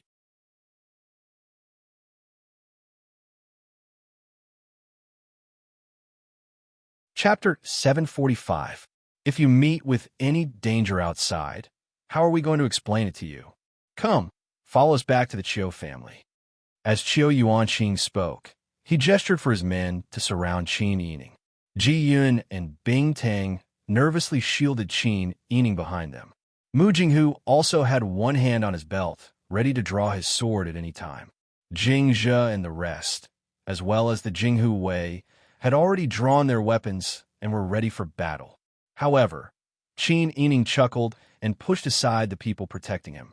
He smiled at them reassuringly. Second old master of the Chiu family really knows how to joke. You'd better ask your men to stop. If you come near me again, I can't guarantee what kind of consequences you will face. As he spoke, Qin Yining took out an apple-sized black ball from the bag on his back. There was a 2-inch-long fuse protruding from the ball. Qin Yining's other hand had already taken out a lighter and blew on it twice. This is Thunder Fireball. Chiu Yuanqing was shocked and shouted frantically, Stop! Everyone stop! No one expected Qin Yining to put such a thing in his bag. Even Bing Tang and Ji Yun did not have the habit of rummaging through Qin Yining's private belongings. They had actually missed such a dangerous item. Qin Yining had asked Pang Xiao for it when he left. As it was not safe, Pang Xiao had only given her to protect herself. She did not expect it to come in handy. The Jinghu Wei were furious. They were useless and had put the princess consort in danger. She was forced to resort to such means. Jing Zhe and the rest also looked serious. However, none of them retreated. Instead, they took a few steps towards Qin Yining. Even if they were going to die, they could not be deserters. Otherwise, they would not have the face to live in the future. On the other hand, the Chiu family's guards and boxers were hired by the Chiu family. However, they had no obligation to work for the Chiu family. They were determined not to do something that would cost them their lives. Therefore, these people retreated without hesitation. Soon, Chiu Yuanqing and his men of sacrifice and loyal servants were exposed to the public. Chiu Yuanqing said in a low voice, Princess, why are you so impulsive? What would he do if he really hurt himself? We don't have any ill intentions. We're just afraid that Princess Consort is suffering outside, so we're inviting you to stay as a guest at our humble home. Guest? Qin Yining said with a smile. Since he's a guest, cutting off his connection with the outside world and locking him up in a courtyard. Is this how your Chiu family treats its guests? Princess Consort, you misunderstand. At that time, arsonists were running rampant. The Yin and the Chiu family both suffered. We were also afraid that Princess Consort would be in danger, so we had no choice but to do this. Wang Fei is a sensible person. How could you not understand my painstaking efforts? Of course I understand. Qin Yining said with a smile, since the government has already brought the arsonist to justice, this king's consort should leave. It's not good for her to keep disturbing your home, right? Qiu Yuanqing felt a burst of anger. Qin Yining had directly thrown his words at his face, making him unable to find the words to respond. He had a feeling that he was in love with his irksome eldest niece. Sure enough, smart women were very annoying. Could it be that Princess Consort has made up her mind to refuse a toast only to be forced to drink a forfeit? A toast? A forfeit? This king's consort seems to have been forced to drink a forfeit ever since she saw your Qiu family. Qiu Feizhen has bad intentions. Qiu Yuanming and his womenfolk came to harass me and even try to murder me. Could it be that only your Qiu family is allowed to bully others, and I'm not allowed to resist? Is there no law in Suochuan City? If Princess Consort says so, there's nothing wrong with it. Qiu Yuanqing snorted. You can ask around in Suochuan City and see what the law is. See whose world is here. It seems that the Qiu family is thinking of rebelling. Qin Yining calmly stated a fact. Qiu Yuanqing's heart skipped a beat when he heard this. He coldly said, Princess Consort, there's no need to label us. Even if you talk until your mouth is broken, who would know? You'd better put away that dangerous thing. Otherwise, once it explodes, your group won't even have bones left. Does Princess Consort not know what kind of place Suochuan is? To tell you the truth, even if your group dies here today, no one will know. At that time, you can cover it up by saying that you're not acclimatized to the climate and died of a sudden illness. Princess Consort, a wise man submits to circumstances. I advise you not to be impulsive and cause your own death, as well as the people who follow you. Stop bullshitting, Jingzhe angrily said. I swear to follow Princess Consort to death. If you have the ability, come up. This grandfather will kill you all. If anyone is greedy for life and afraid of death and blinks an eye, that person will be raised by a little girl. That's right, kill them all. Jinghu Wei and the others also angrily roared. However, Qin Yining blew on the igniter and placed it directly on the thunder firebomb. The igniter made a sizzling sound and sparks flew out. Qiu Yuanqing saw this, and although he felt that it was a pity, he didn't feel anything for the group of people who were about to die. Why do you have to take things too hard? You're still young, Sai. As he spoke, a group of men of sacrifice were already protecting Qiu Yuanqing as they retreated. Obviously, they didn't want to die with Qin Yining and the others. The people around Qin Yining felt a chill in their hearts, but none of them were afraid of death. Although they felt that Qin Yining was too impulsive to commit suicide without fighting for his life, they didn't want to flee at the last minute. They all stood firmly by Qin Yining's side. However, right at this moment, Qin Yining pushed aside Jingzhe, who was in front of her, and threw the thunder firebomb in her hand towards the group of people. The distance between the two groups of people wasn't close. Qin Yining's early years of survival in the wilderness showed her advantage at this moment. She was very strong. The thunder firebomb's igniter emitted sparks as it drew an arc in the sky and flew towards Qiu Yuanqing's direction. Qiu Yuanqing, who had been waiting to watch the show, was frightened by Qin Yining's sudden attack. His face turned pale. Quick, quick, quick, run. Run. It's a thunder firebomb. The group of people from the Qiu family were all scared silly. They panicked and ran in all directions. Qiu Yuanqing was pulled back by his loyal servant and ran madly. Who would have thought that Qin Yining was different from ordinary women? If an ordinary woman was surrounded by a group of men, wouldn't she die to prove her innocence? However, Qin Yining did the opposite. She didn't use the thunder firebomb for herself, but for them. Boom! With a loud sound, the earth shook and the mountains shook. When the explosion occurred, the shards and stones flew in all directions like hidden weapons. The people who didn't have time to run away were caught in the explosion. This time, more than 10 people were seriously injured. The rest of the people had minor injuries. Qin Yining seemed to feel some regret. She turned around and took out another bomb from her bag. The silver masked secret agents and the Jinghu Wei had thought that Qin Yining wanted to die together with the other side. They hadn't thought that Wang Fei would so decisively blow up the other side. At this time, everyone couldn't help but roar with laughter. Even though the Qiu family was full of anger and they were surrounded by people several times their number, the joy in their hearts was indescribable. Wang Fei, good explosion. Give them another one. No rush.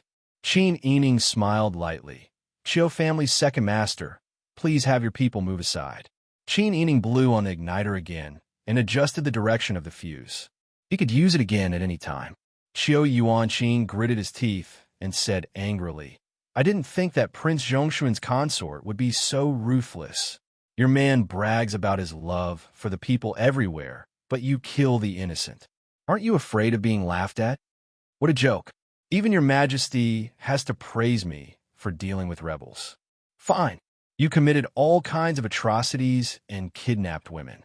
You won't allow me to resist? Qin Yining said, and was about to light the thunder firebomb. Qiu Yuanqing and the others were frightened and hurriedly retreated. However, Qin Yining's hand that was about to light the bomb stopped. She only had 2 of these thunder firebombs. In fact, she only wanted to use them to intimidate and suppress them. She still wanted to save the last one for emergencies. She didn't want to waste it here. She whispered to the people around her, charge out. Everyone immediately regained their senses.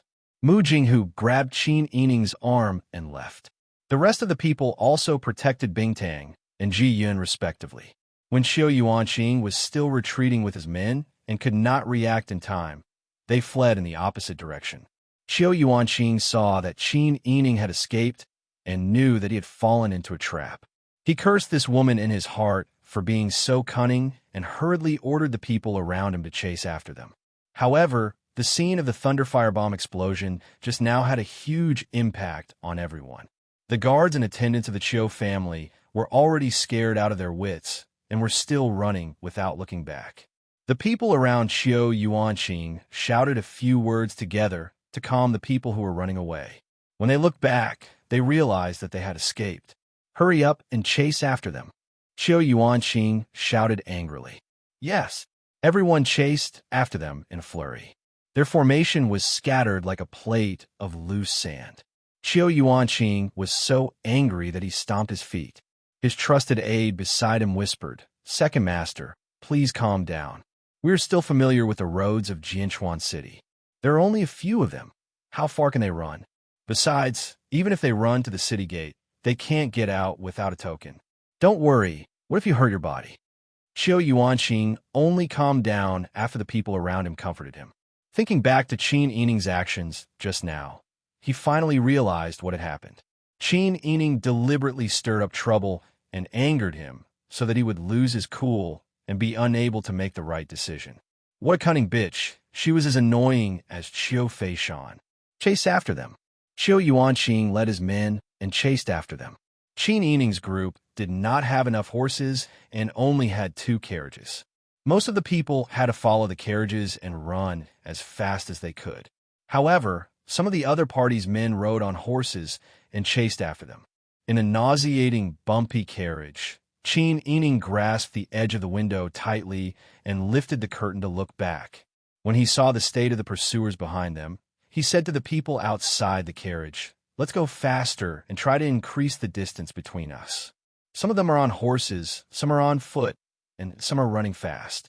They will catch up to us one by one. This way, we don't have to face a group of people at once. We could just take them out one by one.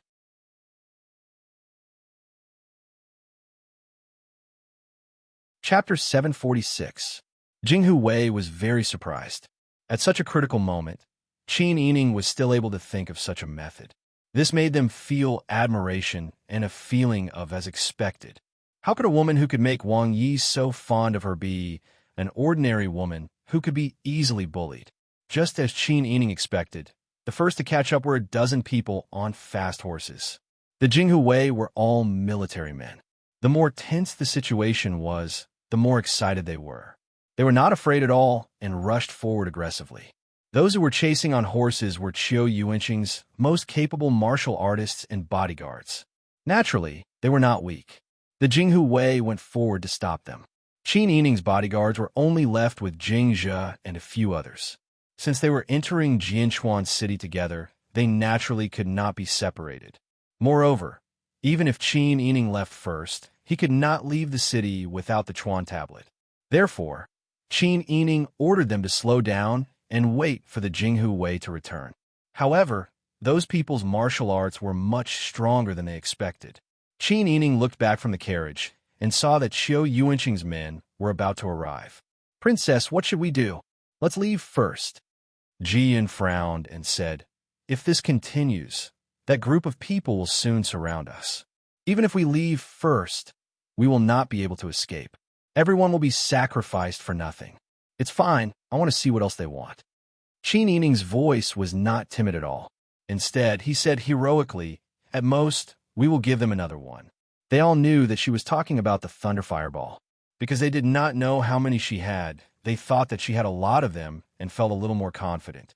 The pursuers were getting closer. The first group of people who were chasing on horses had already been dealt with by the Jinghu Wei.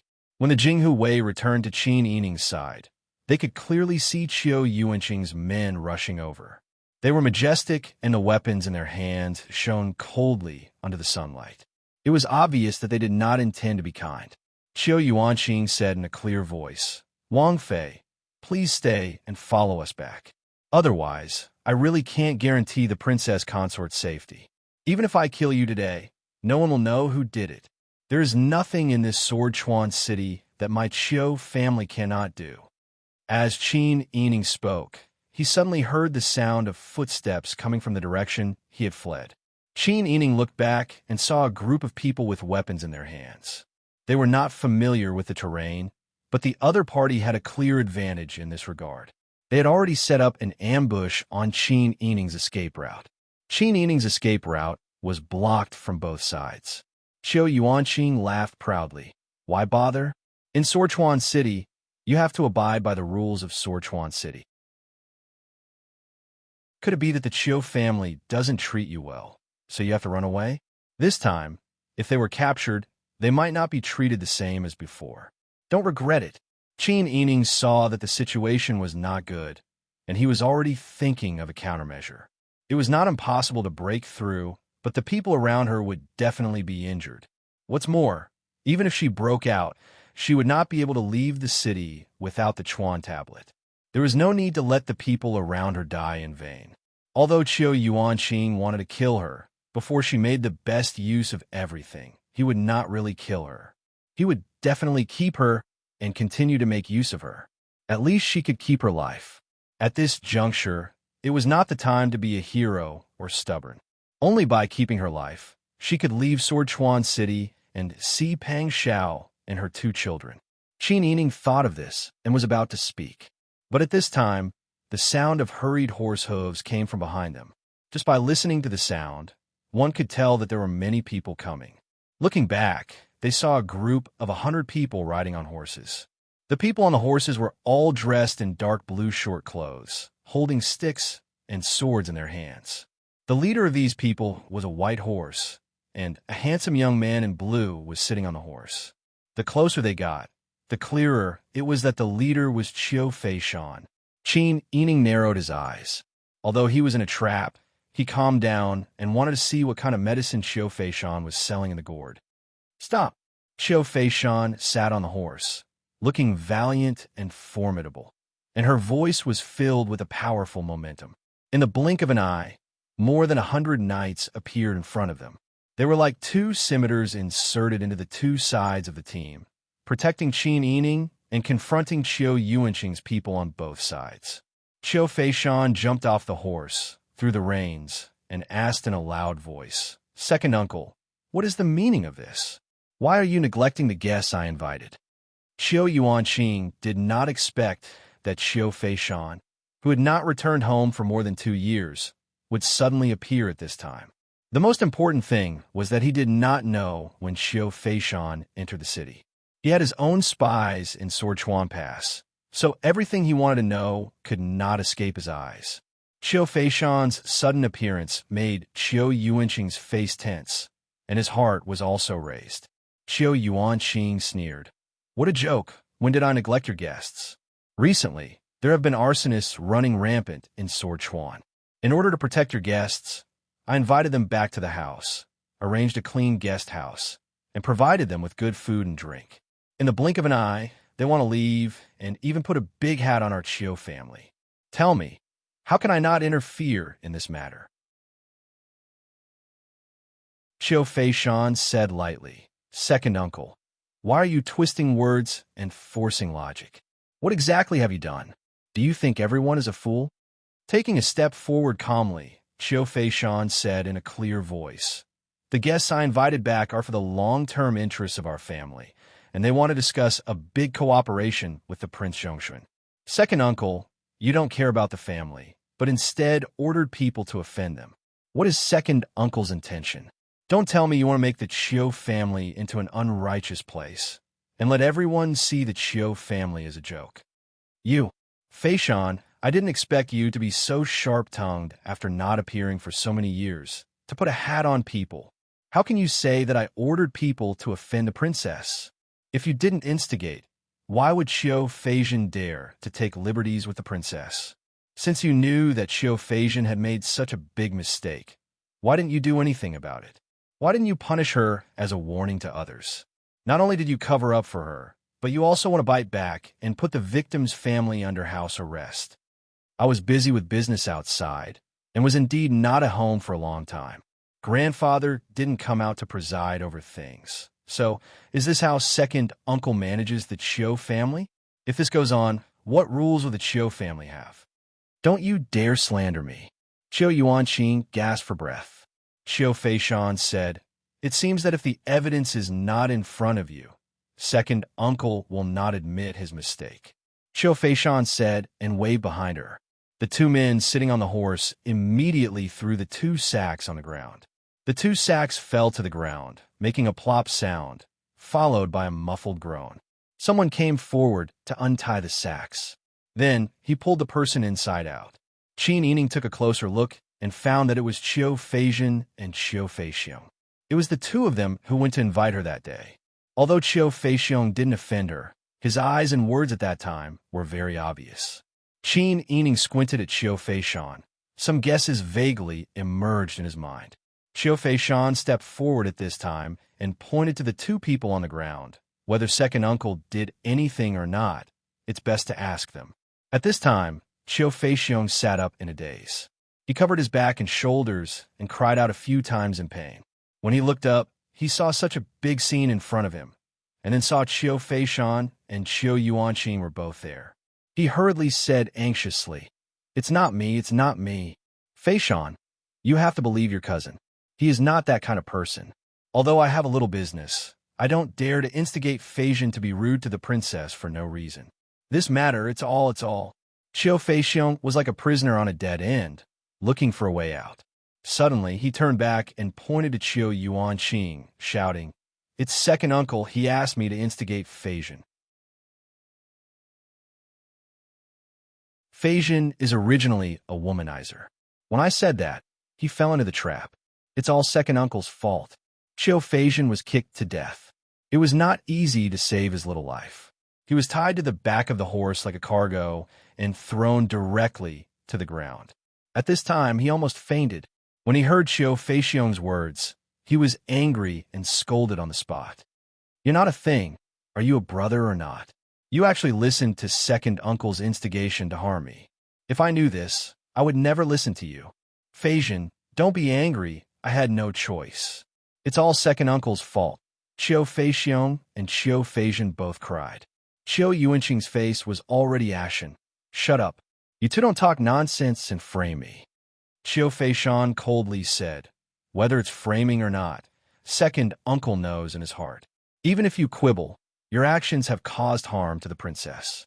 You put the princess under house arrest in the mansion and gathered so many people to hunt down the princess is also a fact. Qiu Feishan, don't forget, your surname is Qiu. It's precisely because my surname is Qiu that I have to consider the Qiu family. I have to deal with the aftermath of second uncle's stupid actions." "Aftermath? What aftermath?" Qiu Yuanqing roared. "In this Jianchuan city, is there a place where our Qiu family's words don't count? Even if Qiu Feishan really took liberties with the princess, so what? Even if she was killed? Qiu Feishan, you are now dividing the Qiu family for the sake of outsiders. It affects the unity of the Qiu family." Qiu Feishan ignored Qiu Yuanqing's clamor and pointed to Qiu Feizhen on the ground. No matter who instigated it, Qiu Feizhen taking liberties with the princess is an established fact. He should be punished according to the family law. Come. Yes, miss. Immediately, an attendant responded. Qiu Feishan said, according to the family law, Qiu Feizhen will be beaten 40 times and expelled from the family. Yes. Immediately, a loyal servant responded and dragged Qiu Feizhen away. Qiu Feizhen's eyes widened as she was dragged back by her arms. Her weak voice seemed to come from her lungs. Qiu Feishan, you dare! Who do you think you are to use the family law? Qiu Feishan. You're tuning in to the Romance Rendezvous YouTube channel. We're so grateful for your support, and don't forget to subscribe to join us on this incredible journey through captivating stories. Your generosity through donations truly makes a world of difference, as it's the primary source of revenue that allows me to expand and enhance this channel for you. Thank you from the bottom of my heart for being a part of this adventure.